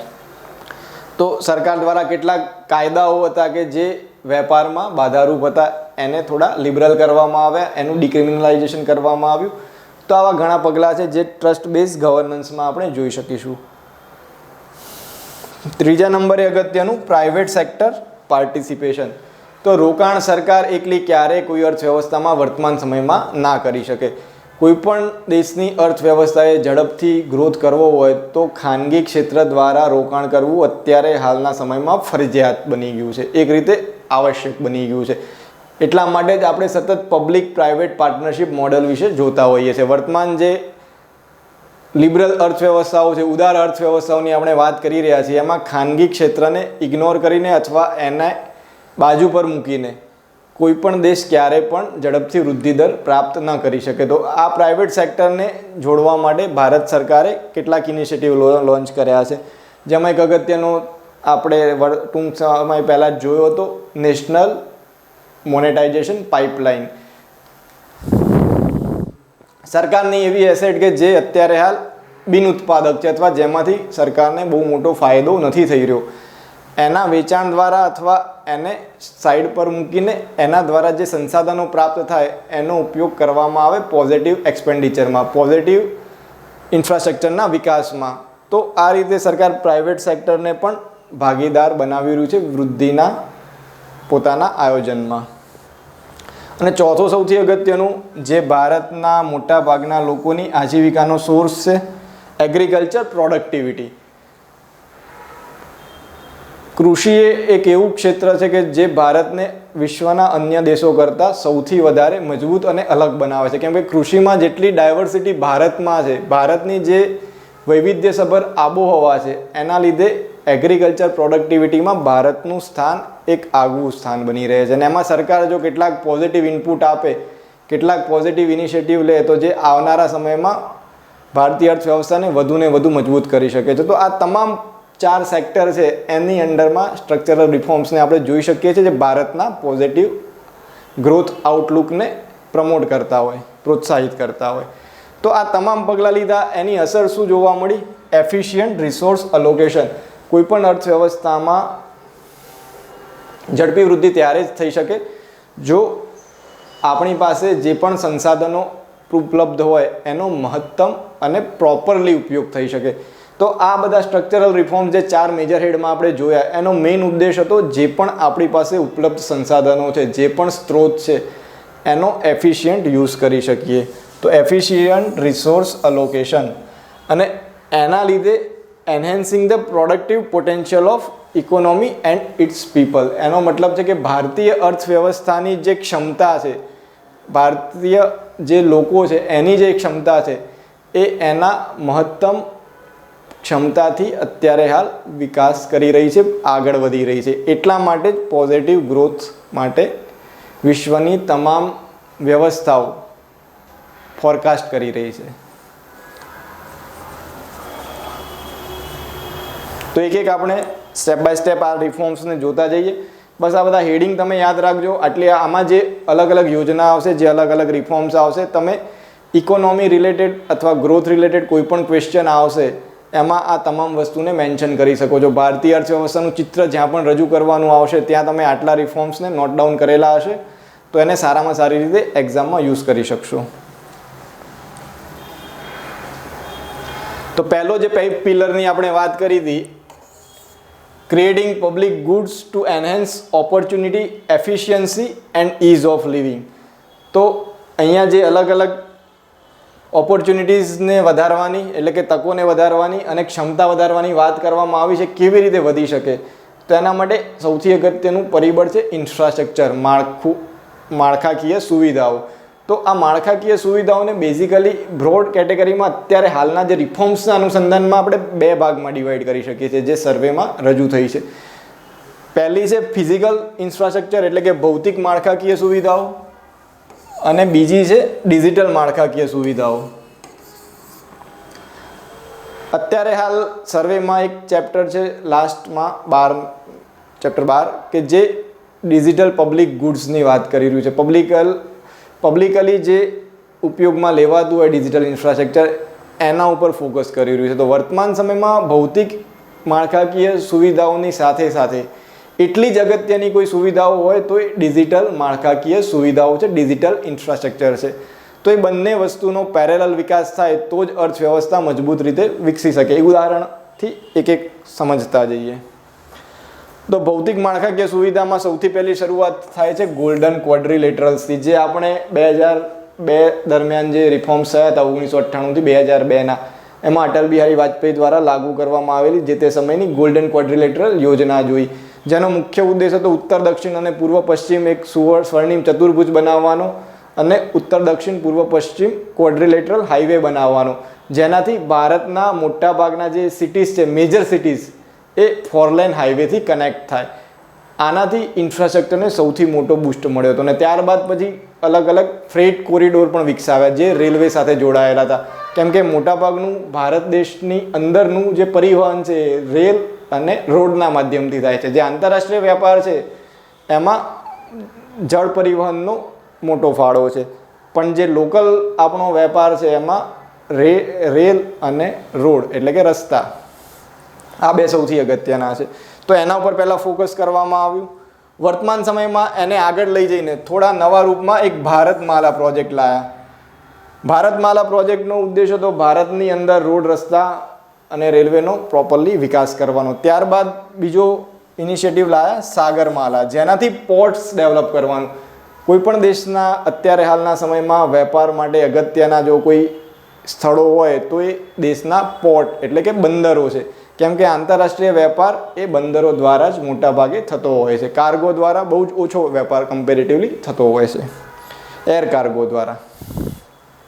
તે પોર્ટને વિકસિત કરવા માટે અને આ બધા પોર્ટને એકબીજા સાથે જોડવા માટે ભારત સરકારે એક પ્રોજેક્ટ લોન્ચ કર્યો, ભારતમાલા. સાગરમાલા કરેક્ટ કરી લેજો. ભારતમાલા જે રસ્તાઓ અને રેલવેનો પ્રોજેક્ટ હતો અને સાગરમાલા જે હતો એ પોર્ટને કનેક્ટ કરવાનો પ્રોજેક્ટ હતો. ત્યારબાદ ટ્રાન્સપોર્ટેશનનું ત્રીજું અગત્યનું મીડિયમ છે હવાઈ માર્ગ, એર. એને પણ કનેક્ટ કરવા માટે ઉડાન નામનો પ્રોજેક્ટ લઈ આવ્યા, જેનાથી એર ઇન્ફ્રાસ્ટ્રક્ચરને પણ વિકસિત કરી શકાય અને એર કનેક્ટિવિટીને મજબૂત બનાવી શકાય. અને લાસ્ટમાં એક અગત્યની પોલિસી લાવવામાં આવી, નેશનલ લોજિસ્ટિક પોલિસી.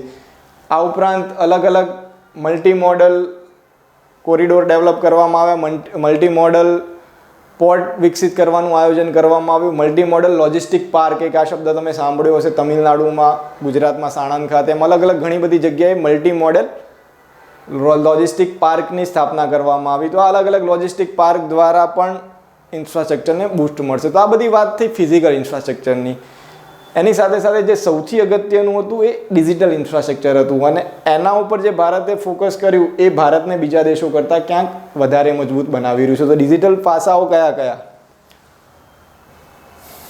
ડિજિટલ માળખાકીય સુવિધાઓ જે વ્યક્તિને પણ મજબૂત બનાવે, એટલે કે વ્યક્તિની ઇઝ ઓફ લિવિંગને અને એફિશિયન્સીને વધારે, પ્લસ સમગ્ર દેશની અર્થવ્યવસ્થાને ઓવરઓલ મેક્રો ઇકોનોમિક સ્તરે પણ મજબૂત બનાવે. એ તમામ પ્રકારના ઇનિશિયેટિવ ડિજિટલ ઇન્ફ્રાસ્ટ્રક્ચરમાં સામેલ થાય છે. સૌથી અગત્યનો આંખો બંધ કરીએ તો એ આપણને સૌથી પહેલાં દેખાય એવો આધાર. આધારથી જે ક્રાંતિ આવી ભારતમાં, જે ડીબીટી લાવ્યા આપણે, જનધન, આધાર અને મોબાઈલ, જામ ટ્રિનિટી દ્વારા, એ વર્લ્ડ બેંક દ્વારા પણ સરાહના કરવામાં આવી. કે વિશ્વ બેંકે પણ સ્વીકાર્યું કે ભારતનું ડીબીટી અપનાવવાથી જે લીકેજીસ હતા, જે ભ્રષ્ટાચારનું પ્રમાણ હતું, જે પૈસા ટાર્ગેટેડ લોકો સુધી નહોતા પહોંચતા, એમાં ખૂબ જ ઘટાડો થયો છે અને લક્ષિત લોકો સુધી એ લાભ પહોંચવા લાગ્યો છે. તો આધાર અને જામ ટ્રિનિટી ઇઝ ઓફ લિવિંગ માટે સૌથી અગત્યના. આ સિવાય કેટલાક એવા ઇનિશિયેટિવ હતા કે જેનાથી ફોર્મલાઇઝેશન ઓફ ઇકોનોમી જોવા મળ્યું. ફોર્મલાઇઝેશન ઓફ ઇકોનોમી એટલે કે અર્થવ્યવસ્થામાં ઘણા બધા લોકો એવા હતા કે જેની હાજરીની નોંધ નથી લેવાતી, અથવા એમના દ્વારા જે પણ ટ્રાન્ઝેક્શન થતા હોય અથવા એમના દ્વારા જે પણ પ્રવૃત્તિ થતી હોય એ ક્યાંય નોટિસ નથી થતી. પણ ફોર્મલાઇઝેશન ઓફ ઇકોનોમી થવાથી એ તમામ પ્રવૃત્તિઓ નોંધ થવા લાગી. એ કેવી રીતે થયું ફોર્મલાઇઝેશન? તો ફોર્મલાઇઝેશન માટે સૌથી અગત્યનું એક પાસું હતું ઈ શ્રમ પોર્ટલ. ઈ શ્રમ પોર્ટલના માધ્યમથી જેટલા પણ અસંગઠિત ક્ષેત્રના રોજગારો સાથે સંકળાયેલા વ્યક્તિઓ હતા એ બધાનું રજિસ્ટ્રેશન થવા માંડ્યું, એમને એક ઓળખ મળવા લાગી. તો ઈ શ્રમ પોર્ટલથી ફોર્મલાઇઝેશન થયું. ત્યારબાદ યુપીઆઈ ટ્રાન્ઝેક્શનમાં વધારો થયો. National payment corporation of India દ્વારા જે યુપીઆઈ લાવવામાં આવ્યું એને બીજી સૌથી મોટી ક્રાંતિ કરી. મોટાભાગના જે ટ્રાન્ઝેક્શન હતા નાના મોટા એ તમામ ઓનલાઈન થવા લાગ્યા.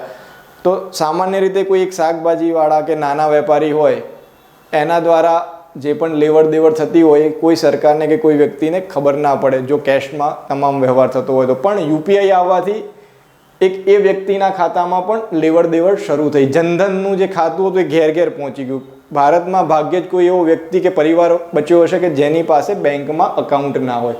બેલેન્સ હોય કે ના હોય એ સેકન્ડરી વસ્તુ છે, પણ જનધન ખાતા દરેક વ્યક્તિના ખુલી ગયા. તો જનધન ખાતા ખુલવાથી યુપીઆઈ ટ્રાન્ઝેક્શનને પણ એક રીતે બૂસ્ટ મળે. જો ખાતું જ ના હોય તો યુપીઆઈ ટ્રાન્ઝેક્શન કેવી રીતે થઈ શકે? બેંકનું અકાઉન્ટ તો હોવું જોઈએ પહેલાં. તો જનધન, ત્યારબાદ યુપીઆઈ અને ઈ શ્રમ પોર્ટલ. તો આ એવા પરિબળો હતા કે જેને ઇકોનોમીનું ફોર્મલાઇઝેશન કર્યું, અર્થવ્યવસ્થાને એક પ્રોપર શેપ આપ્યો, એક પ્રોપર એનું સ્ટ્રક્ચર, માળખું તૈયાર કર્યું. આ ઉપરાંત બીજા કેટલાક એવા ઇનિશિયેટિવ હતા. એક પીએમ સ્વનિધિ પણ લઈ શકાય ફોર્મલાઇઝેશન ઓફ ઇકોનોમીમાં. જે નાના સ્ટ્રીટ વેન્ડર્સ હતા એમને પણ પોતાનો બિઝનેસ ચલાવવા માટે લોનની ચુંગાલમાં, વ્યાજની ચુંગાલમાં ફસાવવું ના પડે એટલા માટે એક લોન એમના બિઝનેસને પુશ આપવા માટે, એક શરૂઆત કરવા માટે સરકાર દ્વારા આપવામાં આવી. તો સ્ટ્રીટ વેન્ડરનું પણ એક ફોર્મલાઇઝેશન થયું. ડિજી લોકર, આધાર કાર્ડ સાથે સંકળાયેલો અલગ અલગ જે ઇનિશિયેટિવ્સ છે એમાં ડિજી લોકર પણ અગત્યનું. ઉમંગ એપ્લિકેશન, જેના દ્વારા સરકારની જે અલગ અલગ એપ્લિકેશન્સ, સરકારની જે અલગ અલગ સુવિધાઓ છે, અલગ અલગ યોજનાઓ છે એના વિશેની માહિતી લોકો સુધી પહોંચી શકે અને જરૂરિયાત ધરાવતા લોકો એનો લાભ લઈ શકે. તો ઉમંગ એક એવું અગત્યનું ઇન્ટરફેસ સાબિત થયું. ત્યારબાદ સરકારને જો સૌથી મોટો કોઈ ફાયદો થયો હોય તો એ જીએસટી એન્ડ નેટવર્ક, ગુડ્સ અને સર્વિસ ટેક્સ જે લાગુ કરવામાં આવ્યો એ ટોટલી ડિજિટલ ફોર્મમાં એનું ઇમ્પ્લિમેન્ટેશન કરવામાં આવ્યું. ઈ-વે બિલના માધ્યમથી ઇનપુટ ટેક્સ ક્રેડિટ અને અલગ અલગ જે પણ ફેસિલિટીઝ જીએસટી સાથે જોડાયેલી હતી અને GSTN, goods and service tax network એક પોર્ટલ છે, જીએસટીએન પોર્ટલ, એના માધ્યમથી એને લિંક કરવામાં આવ્યું. અને જેના લીધે ફાયદો એ થયો કે આ જે વ્યવસ્થામાં લૂપહોલ્સ હતા એ ખૂબ જ ઘટી ગયા. ઓલમોસ્ટ ઝીરો જેટલા કહી શકાય એવા થઈ ગયા. તો જેના લીધે ટેક્સ ઇવેઝન, ટેક્સ ચોરી જે થતી હતી એ એક રીતે અટકી ગઈ. નો ડાઉટ એમાં કેટલાક લૂપહોલ શોધવાવાળા લોકો શોધી કાઢતા હોય છે. અલગ અલગ જીએસટીની ચોરીને વર્તમાન સમયમાં પણ આપણી જે જીએસટીની ટીમ છે સ્ટેટ અને સેન્ટરની એ પકડી રહી છે. તો લૂપહોલ્સ ક્યાંક હોવાના છે, પણ પહેલાં કરતાં કમ્પેરેટિવલી વધારે કોમ્પેક્ટ, મજબૂત કહી શકાય એવી કર પ્રણાલી લાગુ થઈ શકી જીએસટીએન નેટવર્કના માધ્યમથી. તો એ પણ એક અગત્યનું રિફોર્મ. અને પીએમ ગતિશક્તિ તાજેતરનું એક પ્રોજેક્ટ જેમાં GIS બેઝડ પ્લેટફોર્મ છે અને અલગ અલગ જે ઇનિશિયેટિવ્સ છે સરકારના એનું ઝડપથી ઇમ્પ્લિમેન્ટેશન થાય એના માટેનું મોનિટરિંગ કરતું આ પ્લેટફોર્મ પીએમ ગતિશક્તિ પ્લેટફોર્મ. તો આ બધા જ એવા સુધારા છે કે જે ડિજિટલી ભારતને મજબૂત બનાવી રહ્યા હોય. ડિજિટલ રિફોર્મ્સ કહી શકે, પબ્લિકલી ડિજિટલ ગુડ્સ કહી શકાય. એક ONDC નામનો ઇનિશિયેટિવ પણ તમે નજીકના ભવિષ્યમાં જોશો, એના લગતો અલગ ક્વેશ્ચન પણ ક્યાંક પૂછાઈ શકે. Open network digital commerce. ONDC એટલે કે ઓપન નેટવર્ક ડિજિટલ કોમર્સ. શબ્દ પરથી સમજવાનું છે અહીંયા ડિજિટલ કોમર્સની વાત થઈ રહી છે, ડિજિટલ વેપારની વાત થઈ રહી છે. કોમર્સ એટલે વેપાર. ડિજિટલ કોમર્સ સાથે સંકળાયેલા પ્લેટફોર્મ તમે બધા લિસ્ટ લાંબુ આપી શકશો, મારે વધારે કહેવાની જરૂર નથી. એમેઝોન, ફ્લિપકાર્ટ વગેરે વગેરે આ બધા જ ઈ કોમર્સ પ્લેટફોર્મ છે. એ બધા પ્રોફેશનલ પ્લેટફોર્મ છે જે સામાન્ય નાગરિકોને અથવા સામાન્ય વેપારીને એમના સુધી પહોંચ એટલી બધી ઇઝી નથી. એમના માટે ઘણું મુશ્કેલ છે આ બધા પ્લેટફોર્મ સાથે જોડાવવું. એક રીતે ONDCનો મુખ્ય ઉદ્દેશ છે ડેમોક્રેટાઇઝેશન ઓફ ડિજિટલ કોમર્સ. જે મજબૂત અને વધારે સક્ષમ લોકો છે એ જ અત્યારે ઈ કોમર્સનો લાભ લઈ રહ્યા છે. પણ ભારત સરકાર એવું ઈચ્છી રહી છે કે દેશનો તમામ નાનામાં નાનો વેપારી, તમામ નાનામાં નાનો નાગરિક ડિજિટલ કોમર્સના માધ્યમથી પોતાનો વેપાર કરી શકે અને પોતાની વસ્તુઓ માટે બજાર શોધી શકે. તો ONDC એ ડેમોક્રેટાઇઝેશન ઓફ કોમર્સ, ડિજિટલ કોમર્સની શરૂઆત છે. તો આવનારા સમયમાં એના વિશે કદાચ વધારે ઇનિશિયેટિવ્સ, અલગ અલગ સ્કીમ જોવા મળી શકે છે. પણ એનો મેઇન ઉદ્દેશ એ જ છે કે ઈ કોમર્સ સુધી દેશના નાનામાં નાના વેપારીની પહોંચ સુનિશ્ચિત કરવી અને વેપારનું લોકશાહીકરણ કરવું, લોકતાંત્રિકરણ કરવું. તો આ બધા ડિજિટલ માળખાકીય સુવિધાઓ વિશે ડિટેલમાં આપણે એક જે ડિજિટલ પબ્લિક ઇન્ફ્રાસ્ટ્રક્ચરનું ચેપ્ટર છે એને લગતા કેટલાક અગત્યના ઇનિશિયેટિવ શેર કરીશું. એના ફાયદા, એની મર્યાદાઓ, એની સાથે એને ડિટેલમાં જોઈશું. હાલ પૂરતું આપણે આટલા ઇનિશિયેટિવ યાદ રાખીશું. કેપિટલ એક્સપેન્ડિચરમાં સતત જે વધારો થયો તમે અહીંયા જોઈ શકો છો આ ગ્રાફમાં. ફિઝિકલ ઇન્ફ્રાસ્ટ્રક્ચરમાં જે અગત્યનું ખર્ચો છે એ કેપિટલ એક્સપેન્ડિચરનો જે અલગ અલગ ક્ષેત્રમાં ખર્ચો થઈ રહ્યો છે એમાં સૌથી અગત્યનો ફિઝિકલ ઇન્ફ્રાસ્ટ્રક્ચરમાં છે. ગ્રામીણ વિદ્યુતીકરણ, રેલવેનું વિદ્યુતીકરણ, આ બધા પણ ફિઝિકલ ઇન્ફ્રાસ્ટ્રક્ચરના અગત્યના ઇનિશિયેટિવ ગણાય. સેકન્ડ પિલરની વાત અહીંયા કરી રહ્યા છે આપણે, trust based governance. Trust base governance. તો અહીંયા સરકારના દ્વારા લેવામાં આવેલા એવા પગલાં કે જેનાથી લોકોનો વિશ્વાસ મજબૂત થાય, વેપારીઓનો વિશ્વાસ મજબૂત થાય, વિશ્વની અન્ય અર્થવ્યવસ્થાઓનો ભારત માટેનો વિશ્વાસ મજબૂત થાય. તો એવા કયા કયા ઇનિશિયેટિવ હતા? તો સૌથી પહેલો IBC એટલે કે ઇન્સોલ્વન્સી અને બેન્કરપ્સી કોડ. કોઈ પણ વ્યવસ્થા હોય એમાં જે પણ નુકસાન થઈ રહ્યું હોય, ખોટમાં જઈ રહેલી જે ઇન્ડસ્ટ્રી હોય, ઉદ્યોગો હોય, એ એમાંથી બહાર આવે ખૂબ જરૂરી હોય છે. જો એ બહાર ના આવે તો ખૂબ મોટી મૂડી ત્યાં અનુત્પાદકીય રોકાઈ રહેતી હોય છે અને જેના લીધે વાસ્તવિક રીતે જે ગ્રોથમાં જે સાયકલ ચાલવી જોઈએ, રોકાણની જે સાયકલ ચાલવી જોઈએ, ચાલતી નથી. તો એને પુશ મળી રહે. જે વ્યક્તિએ નુકસાન કર્યું છે તો ભલે જે નુકસાન કર્યું, પણ એમાંથી એકવાર બહાર તો આવે તો જે કેપિટલ હશે એને બીજે ક્યાંક રોકી શકશે. આ સમસ્યાના સમાધાન માટે ઇન્સોલ્વન્સી અને બેન્કરપ્સી કોડની વ્યવસ્થા લાગુ કરવામાં આવી. ફિઝિકલ ઇન્ફ્રાસ્ટ્રક્ચર સાથે સંકળાયેલો સૌથી અગત્યનો મુદ્દો છે કન્સ્ટ્રક્શન, બાંધકામ. અલગ અલગ ફ્લેટ્સ અને અલગ અલગ મકાનોના બાંધકામનો જે બિઝનેસ છે, જમીનના વેપાર સાથે સંકળાયેલો જે બિઝનેસ છે, રિયલ એસ્ટેટ તરીકે ઓળખાય છે. રિયલ એસ્ટેટને નિયંત્રિત કરવું, એનું ફોર્મલાઇઝેશન કરવું ખૂબ જરૂરી હતું. તો એના માટે લાગુ કરવામાં આવ્યો RERA, real estate regulatory authority act લાવવામાં આવ્યો અને રિયલ એસ્ટેટ રેગ્યુલેટરી ઓથોરિટી દ્વારા આખી આ જે વ્યવસ્થા છે રિયલ એસ્ટેટના વેપારની એને ફોર્મલાઇઝ કરવામાં આવી. એના ચોક્કસ સ્ટાન્ડર્ડ, એના નિયમો નિર્ધારિત કરવામાં આવે જેનાથી સામાન્ય નાગરિકનું શોષણ ના થાય અને દરેક વ્યક્તિ પોતાનો જે ઇન્ફ્રાસ્ટ્રક્ચર રિલેટેડ ખાસ કરીને બાંધકામમાં જે પોતે પૈસા ખર્ચ્યા છે એ પ્રમાણેની સુવિધાઓ એ મેળવી શકે અને જો એ સુવિધા ના મળી હોય તો એને કોઈ જગ્યાએ ચેલેન્જ કરી શકે. તો એના માટે રેરા એક મહત્વપૂર્ણ સાબિત થઈ રહ્યું છે. ત્યારબાદ ટ્રસ્ટ બેઝ ગવર્નન્સ માટેનું અગત્યનું ઇનિશિયેટિવ કહી શકાય decriminalisation of minor offences under company act 2023. Company act 2013 company act 2013 company act 2013 દ્વારા અલગ અલગ ઘણા બધા પ્રોવિઝન્સ છે જે વેપાર સાથે સંકળાયેલા હોય, બિઝનેસ કમ્યુનિટી સાથે સંકળાયેલા હોય. અત્યાર સુધીના જે મોટાભાગના પ્રોવિઝન હતા એ એવા હતા કે ક્રિમિનલ ઓફેન્સમાં આવતા હતા જેમાં જેલની સજા થતી હોય. તો એ બધાને ધીમે ધીમે ડાઉનગ્રેડ કરવામાં આવે અને દીવાની પ્રકારના કહી શકાય એવા એ પ્રોવિઝન કરવામાં આવે જેમાં ક્રિમિનલાઇઝેશનમાં જેલની સજાની જગ્યાએ માત્ર ને માત્ર ફાઇનની સજા કરવામાં આવે, દંડની સજા કરવામાં આવી હોય. આ દંડની અમાઉન્ટ ક્યાંક વધારવામાં પણ આવી છે, એના લીધે ક્યાંક કોન્ટ્રોવર્સી પણ જોવા મળી હતી. પણ એક રીતે ડિક્રિમિનલાઇઝેશન કરવાથી એક જે સોશિયલ ટેબુ કહેવાય એ ઘટવા લાગ્યું છે અને એનાથી ક્યાંક પોઝિટિવલી એક સેન્ટિમેન્ટ ઊભું થઈ રહ્યું છે રોકાણ માટેનું, એવું સર્વે કહી રહ્યો છે. એના માટે એક જનવિશ્વાસ બિલ પણ જોવા મળશે તમને, જનવિશ્વાસ બિલ 2022. એમાં એવા ઘણા બધા કાયદાઓ હતા કે જેમાં એવી ઘણી બધી પ્રોવિઝન્સ હતી કે જે ડિક્રિમિનલાઇઝ કરવા માટેનું એક બિલ રજૂ કરવામાં આવ્યું. છેલ્લા કેટલાક સમયમાં કોર્પોરેટ ટેક્સ હતો. ડાયરેક્ટ ટેક્સમાં બે ટેક્સ સૌથી અગત્યના, એક વ્યક્તિગત આવકવેરો પર્સનલ ઇન્કમ ટેક્સ જેને કહીએ છીએ, જે કોઈ પણ વ્યક્તિ પોતાની જે આવક થતી હોય એના ભાગરૂપે ભરતો હોય, અને બીજો કોર્પોરેટ ટેક્સ એટલે કે જે તે કંપનીઓ પોતાને જે પ્રોફિટ થાય એના ભાગરૂપે ભરતા હોય છે. આ કોર્પોરેટ ટેક્સમાં ઘટાડો કરવામાં આવે તો રોકાણમાં 100% વૃદ્ધિ થાય, કેમ કે વિદેશમાંથી જે કંપની ભારતમાં વેપાર કરવા માટે આવતી હોય છે એનો મુખ્ય ઉદ્દેશ શું હોય છે? પ્રોફિટ. જો એ સરકારને ટેક્સ વધારે આપે તો એને પ્રમાણમાં ઓછો લાભ મળે, અને જો સરકારને ટેક્સ એ ઓછો આપે તો પ્રમાણમાં વધારે લાભ લઈને પોતાના દેશમાં જાય.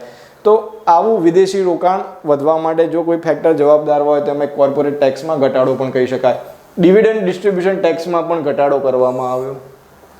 ડિવિડન્ડ ડિસ્ટ્રીબ્યુશન ટેક્સમાં જો ઘટાડો થાય તો જે અલગ અલગ ઇન્વેસ્ટરો છે, જેમ કે રાકેશ ઝુનઝુનવાલાનું નામ આપણે સાંભળ્યું હશે, જે તાજેતરમાં જ મૃત્યુ પામ્યા, સ્ટોક માર્કેટના એક મોટા પ્લેયર કહી શકાય, એક મોટા ઇન્વેસ્ટર કહી શકાય. તો રાકેશ ઝુનઝુનવાલા જેવા ઘણા બધા ઇન્વેસ્ટરો હશે કે જે અલગ અલગ કંપનીમાં પોતાનું ઇન્વેસ્ટમેન્ટ કરતા હશે, અલગ અલગ કંપનીના શેર ખરીદતા હશે, તો એમને ડિવિડન્ડ મળતું હોય. એ ડિવિડન્ડ ઉપર એમને ટેક્સ પે કરવો પડે. જો આ ટેક્સનું પ્રમાણમાં ઊંચું હોય તો એ હતોત્સાહિત થાય, એમને રોકાણ કરવાની ઈચ્છા ઓછી થાય. પણ જો આ ડિવિડન્ડ ડિસ્ટ્રીબ્યુશન ટેક્સમાં ઘટાડો થશે તો એ પ્રોફિટ મેકિંગ બિઝનેસમાં વધારે રસ લેશે અને વધારે રોકાણ કરશે. તો આ બધા પરિબળો પણ રોકાણમાં વધારો કરે છે. અલ્ટિમેટલી આગળનો ફર્સ્ટ સ્લાઇડ તમારે યાદ કરવી પડશે. વૃદ્ધિ વધારવી હોય, કોઈ પણ દેશની અર્થવ્યવસ્થાને ઝડપથી વૃદ્ધિ કરવી હોય તો સૌથી અગત્યનું શું? રોકાણ. તો એવા જેટલા પણ પરિબળો અથવા એવા જેટલા પણ પગલાં તમે વિચારી શકો કે જે રોકાણ વધારતા હોય એ તમામ ભારતના ઝડપી વૃદ્ધિ દરના કારણ બની શકે છે. Private sector partnership. તો પ્રાઇવેટ સેક્ટર પાર્ટનરશિપમાં પણ એ જ વસ્તુઓ છે કે એવા કયા ઇનિશિયેટિવ કે જેનાથી રોકાણ વધે.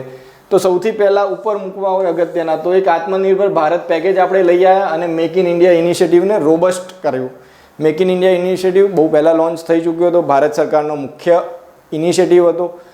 ભારત જે એક્સપોર્ટ લેડ ઇકોનોમી, એક્સપોર્ટ આધારિત, નિકાસ આધારિત અર્થવ્યવસ્થા બનવા માટે જે આગળ વધી રહી છે, જે ચીનનું જે મોડલ છે એ મુજબ ભારત દ્વારા જે પોતાના રિસોર્સિસ છે એનો મહત્તમ ઉપયોગ કરીને નિકાસના માધ્યમથી વિદેશી મુદ્રાને પ્રાપ્ત કરવા માગે છે, આપણું વિદેશી મુદ્રા ભંડારને મજબૂત કરવા માગે છે. તો એના માટે મેક ઇન ઇન્ડિયા સૌથી અગત્યનો. આત્મનિર્ભર ભારત પેકેજ જે હતું એ કોવિડ સમયગાળા દરમિયાન ભારતીય અર્થવ્યવસ્થાને બૂસ્ટ આપવા માટે રજૂ કરવામાં આવ્યું, જેમાં અલગ અલગ ક્ષેત્રમાં અલગ અલગ રોકાણની વાત કરવામાં આવી.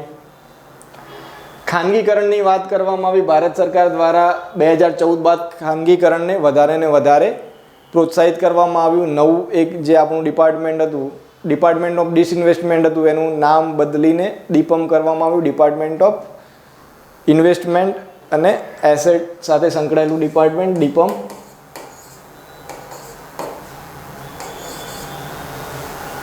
Department of investment and public asset management. એનો મેઇન ઉદ્દેશ એ જ હતો કે જે એવા એકમો છે ભારત સરકારના કે જે નુકસાન કરી રહ્યા હોય એને ધીમે ધીમે ભારત પોતાનો હિસ્સો ઘટાડે. એનું એક બેસ્ટ એક્ઝામ્પલ તમે એર ઇન્ડિયાનું કોઈ પણ જગ્યાએ ટાંકી શકો છો. એર ઇન્ડિયાનું ભારતે ખાનગીકરણ કર્યું, જેને ક્રિટિસાઇઝ પણ કરવામાં આવ્યું હતું. કેટલાક એના પોઝિટિવ પાસા પણ હતા, પણ રોકાણની દ્રષ્ટિએ જોવામાં આવે અત્યારે હાલ જે ઇકોનોમિક સર્વે કહી રહ્યો છે એ મુજબ, તો આ બધાના ખાનગીકરણથી સરકાર પાસે એક નિશ્ચિત કેપિટલ, એક નિશ્ચિત મૂડી સરકારને પ્રાપ્ત થાય, જેનો અન્ય જગ્યાએ પ્રોડક્ટિવ રીતે ઉપયોગ થઈ શકે. એની સાથે જ સંકળાયેલો બીજો એક ઇનિશિયેટિવ હતો નેશનલ મોનેટાઇઝેશન પાઇપલાઇન, જેમાં પણ સેમ વાત કરવામાં આવી કે સરકાર પાસે ખૂબ જ મોટી માત્રામાં ઘણી બધી એસેટ્સ આવેલી છે જે અનપ્રોડક્ટિવ હોય, જેમાંથી હાલ સરકારને સીધો કોઈ ફાયદો ના થઈ રહ્યો હોય. તો આવી એસેટને મોનેટાઇઝ કરવામાં આવે, એના દ્વારા મૂડી અથવા નાણાં અથવા ફંડ એકત્રિત કરવામાં આવે અને આ ફંડનો ઉત્પાદક રીતે ઉપયોગ કરવામાં આવે. આ ઉપરાંત બેન્કોનું વિલીનીકરણ પણ કરવામાં આવ્યું. કેટલીક બેન્કો હતી કે જે નોન પરફોર્મિંગ સાબિત થઈ રહી હતી, એવી બેન્કોનું મર્જર કરવામાં આવ્યું. Bank of India, union bank of India, આવી દેના બેંક, આવી ઘણી બધી બેન્કો હતી કે જેના મર્જર વિશે ડિબેટ ચાલી, કેટલાકનું મર્જર થઈ પણ ગયું. તો બેન્કોનું વિલીનીકરણ જેનાથી એની બેલેન્સ શીટ ક્લિયર થઈ શકે. જો બેન્કોની બેલેન્સ શીટ ક્લિયર થશે તો જ એ પોતાની ધિરાણ ક્ષમતામાં વધારો કરી શકશે. તો ધિરાણ ક્ષમતા વધશે તો જ અલ્ટિમેટલી વૃદ્ધિને પુશ મળશે.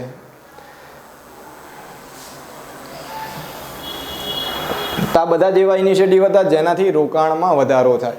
ત્યારબાદ PLI એટલે કે production linked incentive scheme. Production linked incentive scheme જે લઈ આવ્યા એનો મુખ્ય ઉદ્દેશ હતો અલગ અલગ સેક્ટરની ઓળખ કરવી અને એમને પ્રોત્સાહિત કરવા, ઇન્સેન્ટિવ પૂરા પાડવા.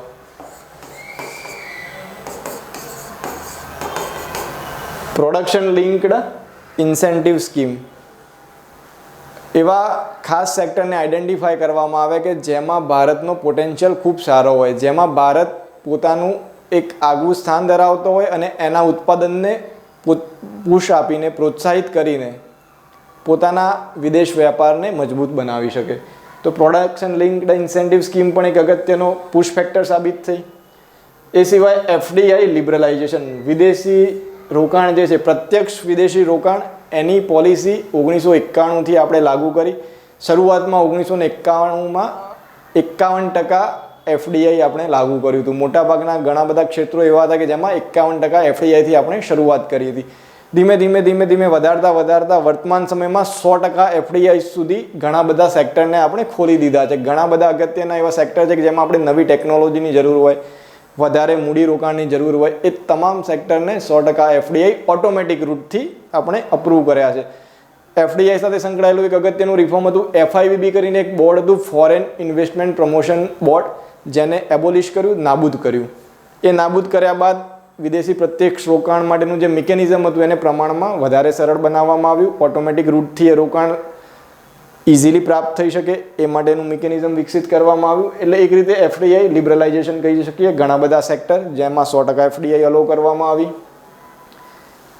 એ સિવાય બીજો એક પૂછ હતો ECLGS એટલે કે emergency credit line guarantee scheme. આ ખાસ કરીને હતી MSME સેક્ટર માટે, micro small and medium enterprises. MSME જે ભારતીય અર્થવ્યવસ્થાનો સૌથી મોટો ભાગ કહી શકાય. જે ફોર્મલાઇઝ ઇકોનોમીની આપણે વાત કરી રહ્યા હતા એમાં MSME એક સૌથી અગત્યના સાબિત થયા. MSMEનું ફોર્મલાઇઝેશન કરવા માટે ઈ-શ્રમ પોર્ટલની સાથે બીજું એક ઉદ્યમ પોર્ટલ પણ લોન્ચ કરવામાં આવ્યું હતું. ઉદ્યમ પોર્ટલ જે આપણે ડિજિટલ ઇન્ફ્રાસ્ટ્રક્ચરના મુદ્દા જોયા એમાં એક આ મુદ્દો પણ તમે એડ કરી શકો છો. ઈ-શ્રમ પોર્ટલની સાથે ઉદ્યમ પોર્ટલ, જેના દ્વારા ઇકોનોમીનું ફોર્મલાઇઝેશન થયું. ઘણી બધી જે માઇક્રો સ્મોલ અને મીડિયમ એન્ટરપ્રાઇઝીસ જે હતી, જે રજિસ્ટર નથી અથવા જેની પાસે કોઈ બેકિંગ નહોતું, એ તમામને ઉદ્યમ પોર્ટલ દ્વારા એક આધાર મળ્યો, જેમને MSMEનું સર્ટિફિકેટ આપવામાં આવ્યું, જેના બેસિસ ઉપર એ બેન્કો પાસેથી લોન મેળવી શકી. તો એવી MSMEને emergency credit line guarantee scheme દ્વારા પણ સહાય પૂરી પાડવામાં આવી, જેને કોવિડ બાદ એક્સટેન્ડ પણ કરવામાં આવી. તો આ ઘણા બધા ઇનિશિયેટિવ હતા જે આપણી અર્થવ્યવસ્થાને પોઝિટિવલી પુશ કરી રહ્યા છે. તો આ પ્રાઇવેટ સેક્ટર પાર્ટનરશિપની વાત થઈ. ખાનગી ક્ષેત્ર વગર કોઈ પણ વર્તમાન અર્થવ્યવસ્થા મજબૂત રીતે આગળ ના જ વધી શકે. એના માટે આ પ્રાઇવેટ સેક્ટરના ઇનિશિયેટિવ પણ અગત્યના.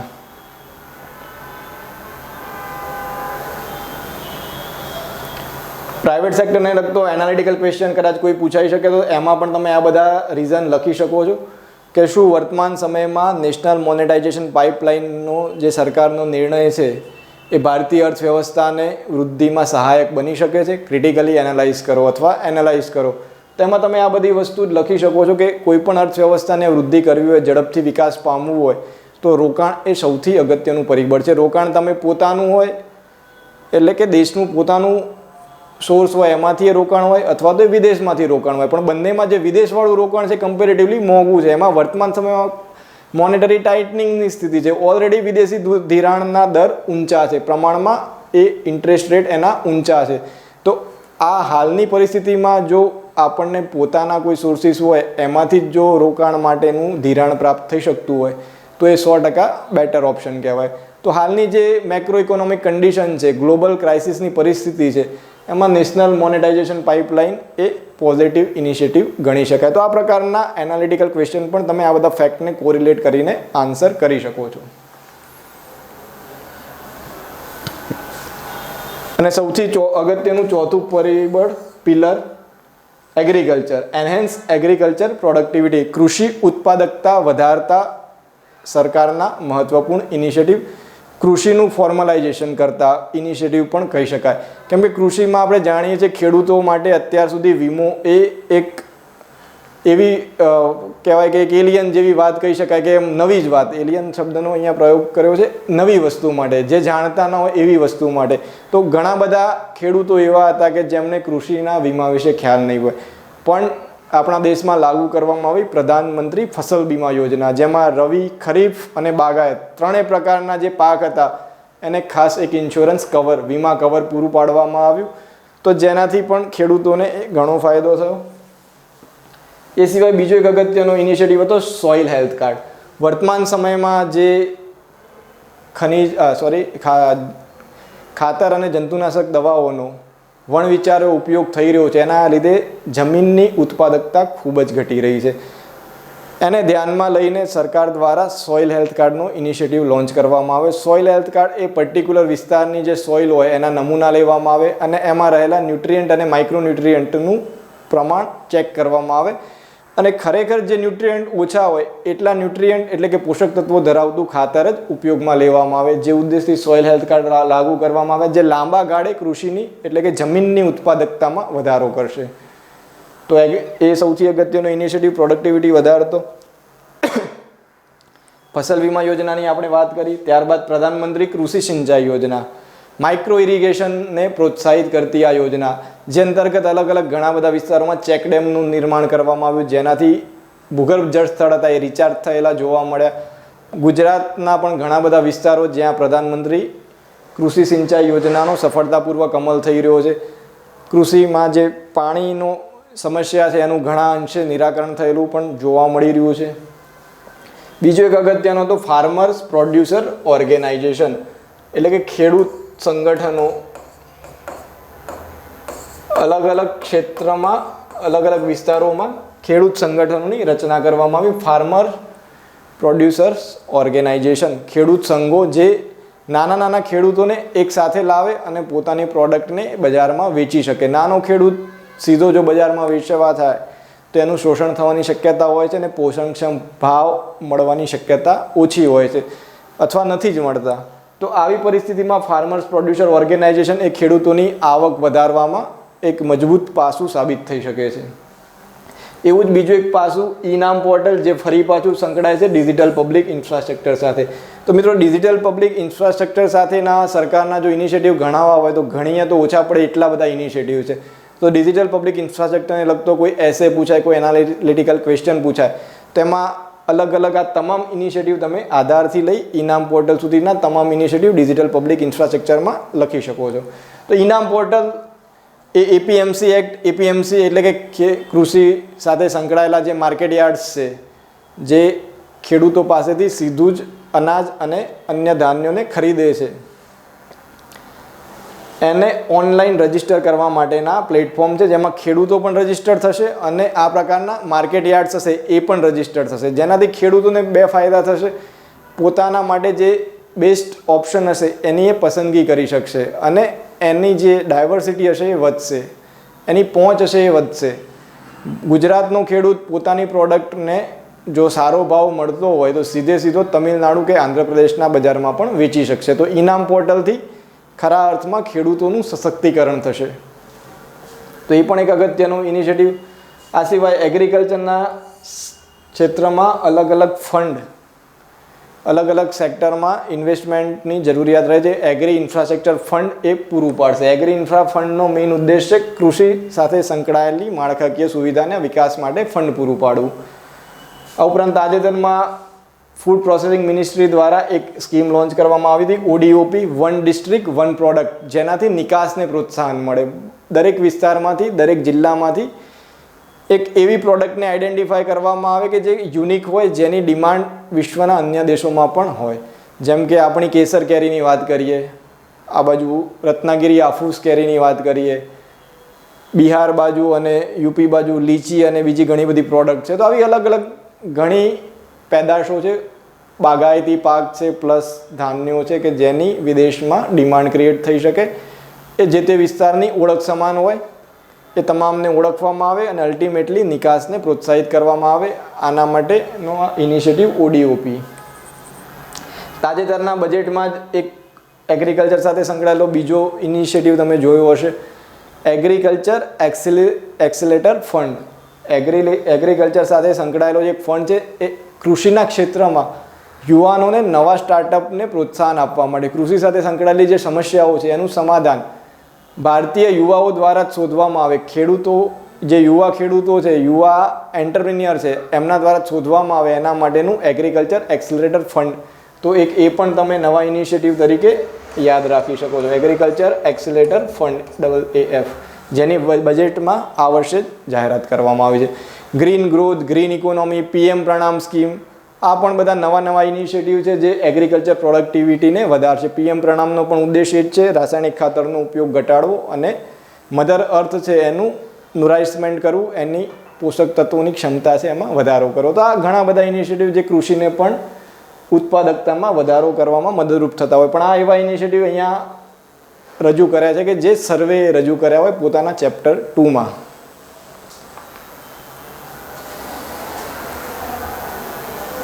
તો આ બધાના પરિણામ શું આવ્યા? ઇમ્પ્રુવડ ઇન્વેસ્ટમેન્ટ, જે ઇન્વેસ્ટર હતા એમનું સેન્ટિમેન્ટ પોઝિટિવ થયું અને એના કારણે ઇન્વેસ્ટમેન્ટ હતું એ ઇમ્પ્રૂવ થયું. ઇઝ ઓફ ડુઈંગ બિઝનેસ, એના માટેના અલગ ઇનિશિયેટિવ જોયા. ઇફેક્ટિવ ગવર્નન્સ, એમાં કંપની એક્ટ, જનવિશ્વાસ બિલ અને ઘણા બધા ઇનિશિયેટિવ જોયા. તો આ બધાના લીધે ultimately simplification of regulatory framework, જે નિયામનકારી માળખું હતું, જે ઢાંચો હતો, એ ધીમે ધીમે સિમ્પ્લિફાય થતો, પ્રમાણમાં સરળ થતો જોવા મળ્યો અને એના લીધે જ રોકાણમાં વધારો થઈ રહેલો જોવા મળ્યો. આ ઉપરાંત ભારત સરકાર દ્વારા જે પોઝિટિવ પોલિસી ઇનિશિયેટિવ લીધા હતા, જેમાં શરૂઆતમાં મોંઘવારીને ઘટાડવા માટે ટાઇટ મોનેટરી પોલિસી અપનાવવી, ત્યારબાદ ધીમે ધીમે ફિસ્કલ ડેફિસિટને ઘટાડવા માટેના પ્રયત્નો કરવા, નેશનલ મોનેટાઇઝેશન પાઇપલાઇન, આવા અલગ ઘણા બધા સુધારા કે જે આવનારા સમયમાં મજબૂત અર્થવ્યવસ્થાનું કારણ બનવાના હોય. તો અલ્ટિમેટલી કન્ક્લુઝનમાં આપણે કહી શકીએ કે આનાથી ફાયદા શું થશે? તો બેલેન્સ શીટમાં સ્ટ્રેન્થનિંગ, એટલે કે બેલેન્સ શીટ જે હતી એ સુધરશે. અલગ જે આપણે ઇન્સોલ્વન્સી બેંકરપ્સી કોડનું લાગુ કરવું જોયું, રેરાનું લાગુ કરવું જોયું. આ ઉપરાંત વિદેશી જે રોકાણ છે એમાં વધારો થાય એવા અલગ ઇનિશિયેટિવ જોયા. કેટલાક કાયદાઓનું ડિક્રિમિનલાઇઝેશન જોયું. તો આ તમામ મુદ્દાથી બેલેન્સ શીટ મજબૂત થતી જોવા મળશે. કોર્પોરેટ સેક્ટરનું જે બેલેન્સ શીટ હશે એ પણ અને બેંકની બેલેન્સ શીટ હશે એ પણ, જેનાથી બેલેન્સ શીટમાં સુધારો થશે તો એમની પાસે અવાઇલેબલ મૂડી, પ્રાપ્ત મૂડી એ વધારે હશે, જે અલ્ટિમેટલી નવા રોકાણમાં પરિવર્તિત થશે. Emphasis on macro economic stability while dealing with the global shock. તો અત્યારે હાલ જે મેં આગળ વાત કરી કે ગ્લોબલ શોકની જે પરિસ્થિતિ છે, 3 વસ્તુઓ, 3 મેજર સમસ્યાઓ વિશે જોયું. એના અનુસંધાનમાં ભારતીય સરકારે જે અલગ પગલાં લીધા અને જે સ્ટેબિલિટી જોવા મળી, જે રીતે GDP ફોરકાસ્ટ પોઝિટિવ જોવા મળી, એ ઇન્વેસ્ટર સેન્ટિમેન્ટને પોઝિટિવલી અસર કરશે, રોકાણમાં વધારો કરશે. આ ઉપરાંત સરકાર દ્વારા જે આવક વધી રહી છે જીએસટી અને અન્ય કરના માધ્યમથી, એ પણ ભારત સરકારનું એક જમા પાસું છે, મજબૂત પાસું છે. તો ઓવરઓલ આપણે આને કન્ક્લુડ કરવું હોય તો સ્ટ્રક્ચરલ રિફોર્મ્સ અને factor which leads to positive Outlook.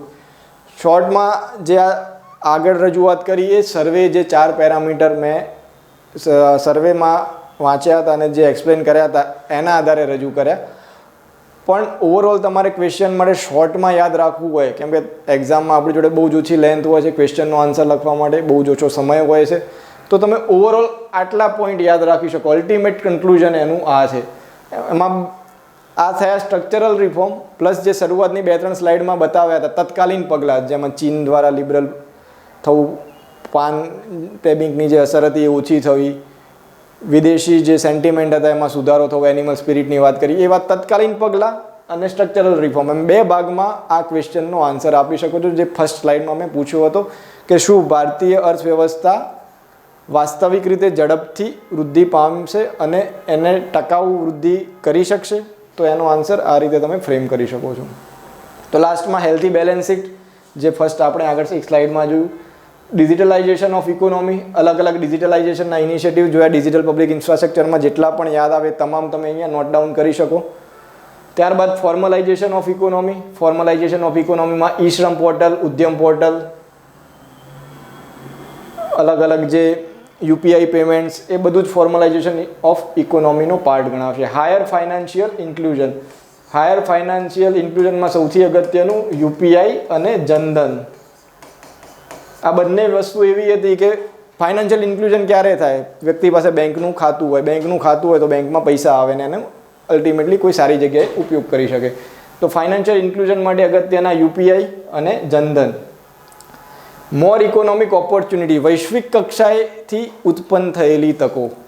તો જે કોવિડનો સમયગાળો હતો એમાં જે ગ્લોબલ સપ્લાય ચેન ડિસ્ટર્બ છે એનું સૌથી મોટું કારણ કયું? વિશ્વના મોટાભાગના દેશો સેમિકન્ડક્ટરથી માંડીને જે કેટલીક અગત્યની ડિવાઇસીસ છે એના માટે ચીન ઉપર આધારિત હતા. ચીનની કેટલાક સેક્ટરમાં મોનોપોલી જેવી પરિસ્થિતિ હતી, કેમ કે મોટાભાગના અમુક પ્રોડક્ટ્સ જે હતા એમાં વિશ્વનું સૌથી મોટું નિકાસ કરતા દેશ એ ચીન હતો. એક આંતરરાષ્ટ્રીય અહેવાલ છે ચીપ ઇકોનોમિસ્ટ આઉટલુક.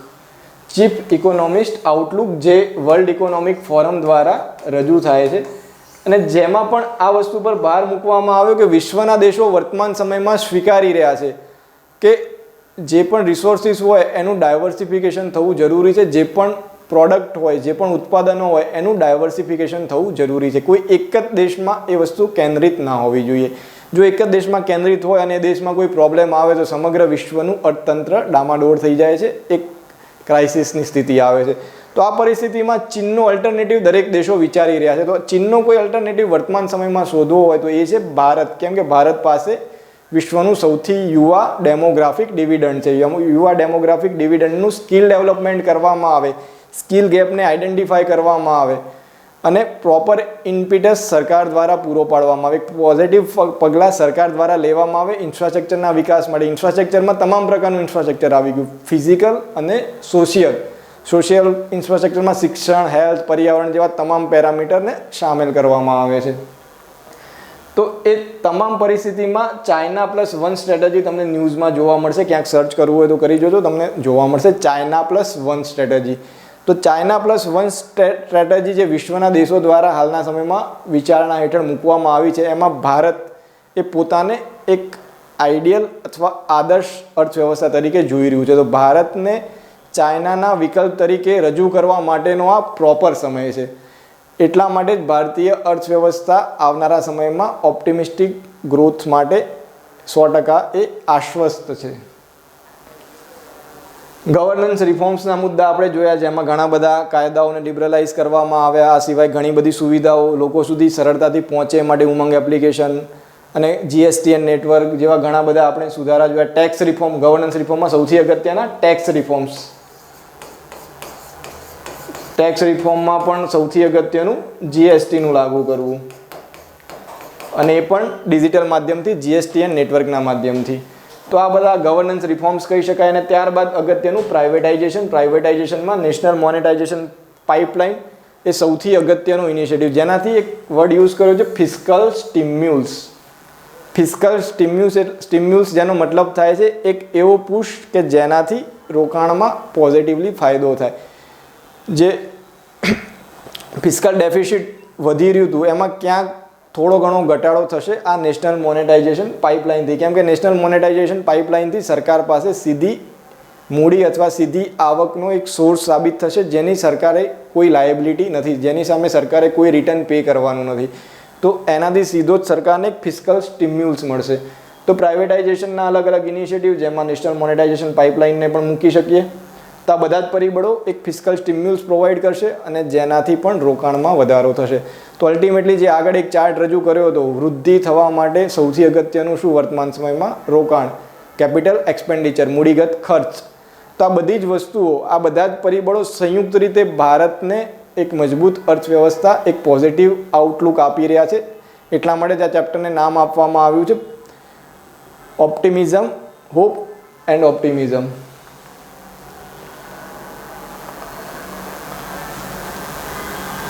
તો ભારતીય અર્થવ્યવસ્થાને મજબૂત રીતે જે ફોરકાસ્ટ કરવામાં આવી રહી છે, ભારતીય અર્થવ્યવસ્થાનો વૃદ્ધિ દર સકારાત્મક હોવાના જે વલણો અલગ અલગ દેશો દ્વારા રજૂ કર્યા છે, અને ભારત એ વિશ્વની સૌથી ઝડપથી વૃદ્ધિ પામતી અર્થવ્યવસ્થા છે. એને એનાલાઇઝ કરવાનું કોઈ પણ ક્વેશ્ચન પૂછાય તો એને તમે બે ભાગમાં આન્સર કરી શકો છો. એક તત્કાલીન પગલાં જે હાલની ગ્લોબલ ક્રાઇસિસ સામે ભારત સરકારે લીધા એ, અને બીજા લોંગ ટર્મ સ્ટ્રક્ચરલ રિફોર્મ, જેમાં 1991ના જે એલપીજી રિફોર્મ્સ થયા ત્યારથી લઈ અત્યારે લાસ્ટમાં જે ડિજિટલ પબ્લિક ઇન્ફ્રાસ્ટ્રક્ચરના વિકાસ સુધીના જે પણ અલગ અલગ ઇનિશિયેટિવ્સ જોયા એને આપણે પ્રોપરલી આન્સર કરી શકીશું. જો એને સર્વેમાં જણાવ્યું એ મુજબ 4 પિલર વાઇઝ તમે રજૂ કરવા હોય તો પણ કરી શકો છો, અથવા એ રીતે ના કરવા હોય તો 2 પાર્ટમાં ડિવાઈડ કરી દો. તત્કાલીન પગલાં, હાલના પગલાં, મતલબ તત્કાલીન એટલે કે હાલના પગલાં, અને લોંગ ટર્મ સ્ટ્રક્ચરલ રિફોર્મ. એમાં લોંગ ટર્મ સ્ટ્રક્ચરલ રિફોર્મ્સને આટલા હેડિંગમાં તમે ડિવાઈડ કરી દો. તો આ રીતે તમે પ્રોપરલી એને આન્સર કરી શકો છો. તો આખું સર્વેનું ચેપ્ટર 2 પૂરું થયું. ચેપ્ટર 1 અને ચેપ્ટર 2 બંને જે સર્વેના રજૂ થયા છે એ ભારતીય અર્થવ્યવસ્થાના પોઝિટિવ આઉટલુક માટેના જવાબદાર કારણોને રજૂ કરી રહ્યા છે. સ્ટ્રક્ચરલ ચેન્જીસ જે સ્ટેપ બાય સ્ટેપ ભારત સરકારે અમલમાં મૂક્યા એના લીધે જ ભારત અત્યારે હાલ વિશ્વની સૌથી ઝડપથી વૃદ્ધિ પામતી અર્થવ્યવસ્થા બની ચૂક્યું છે. ભારતના વૃદ્ધિ દરને 6.5% જે સર્વેએ કીધું, અને અન્ય અર્થવ્યવસ્થાઓએ 6 થી 6.8% જીડીપીના રજૂઆત કરી છે. એના માટેના કારણો આ સ્લાઇડમાં, અલગ અલગ સ્લાઇડમાં તમે જોયા અને આ લેક્ચરમાં તમે સમજ્યા.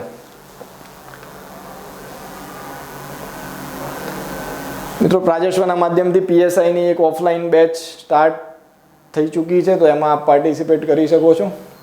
13મી ફેબ્રુઆરીથી ઓલરેડી એના લેક્ચર સ્ટાર્ટ થઈ ચૂક્યા છે અલગ અલગ નિષ્ણાત ફેકલ્ટી દ્વારા. વીકલી મેગેઝિન, વીકલી વિન્ટેજ, આ ઉપરાંત મંથલી મેગેઝિન પણ ઓલરેડી લોન્ચ થઈ ચૂક્યું છે, જે આવનારી તમામ પ્રકારની એક્ઝામમાં તમને મદદરૂપ થઈ શકે છે.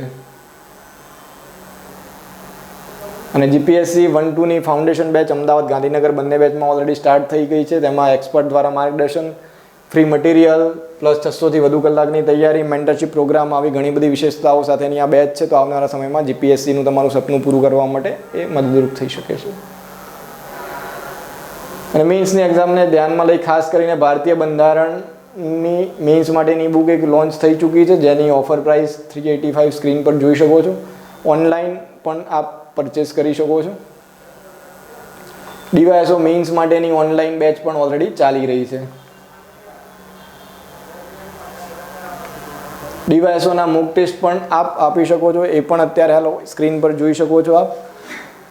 2 અલગ અલગ મોક ટેસ્ટનું આયોજન કરવામાં આવી રહ્યું છે, તો આવનારી મેઇન્સની એક્ઝામ માટે એ પણ મહત્ત્વના. તો અગત્યના ઘણા બધા ઇનિશિયેટિવ પ્રાજેશ્વરની ટીમ દ્વારા તમારી વચ્ચે લાવવામાં આવી રહ્યા છે. એમાં ઇકોનોમિક સર્વેની આ સિરીઝ તમે જોઈ, જેમાં 2 ચેપ્ટર ઓલરેડી કવર કર્યા છે. બાકીના ચેપ્ટર પણ સ્ટેપ બાય સ્ટેપ કવર કરીશું. બીજા ચેપ્ટરમાં સમય ઓછો જશે, કેમ કે એમાં ટેકનિકલી સમજવાનું ઓછું છે. 2 ચેપ્ટર પહેલાં જે હતા એ સ્ટ્રક્ચરલ રિફોર્મ સાથે અને ઓવરઓલ ઇકોનોમીના પિક્ચર સાથે સંકળાયેલા હતા, એટલા માટે એ થોડા ડિટેલમાં જાણવા જરૂરી હતા. તો વિડીયોને મિત્રો ખાસ લાઇક કરજો, શેર કરજો, અને ડૉક્ટર પ્રતિક પટેલના માધ્યમથી તમે જે પણ અલગ અલગ વિડીયો પ્રાજેશ્વરની યુટ્યુબ ચેનલ ઉપર શેર કર્યા છે એ જોઈ શકો છો એની પ્લેલિસ્ટમાં. તો પ્રાજેશ્વરની યુટ્યુબ ચેનલને પણ સબસ્ક્રાઈબ કરવાનું ચૂકતા નહીં અને વિડીયોને લાઇક કરજો, શેર કરજો. Thank you friend.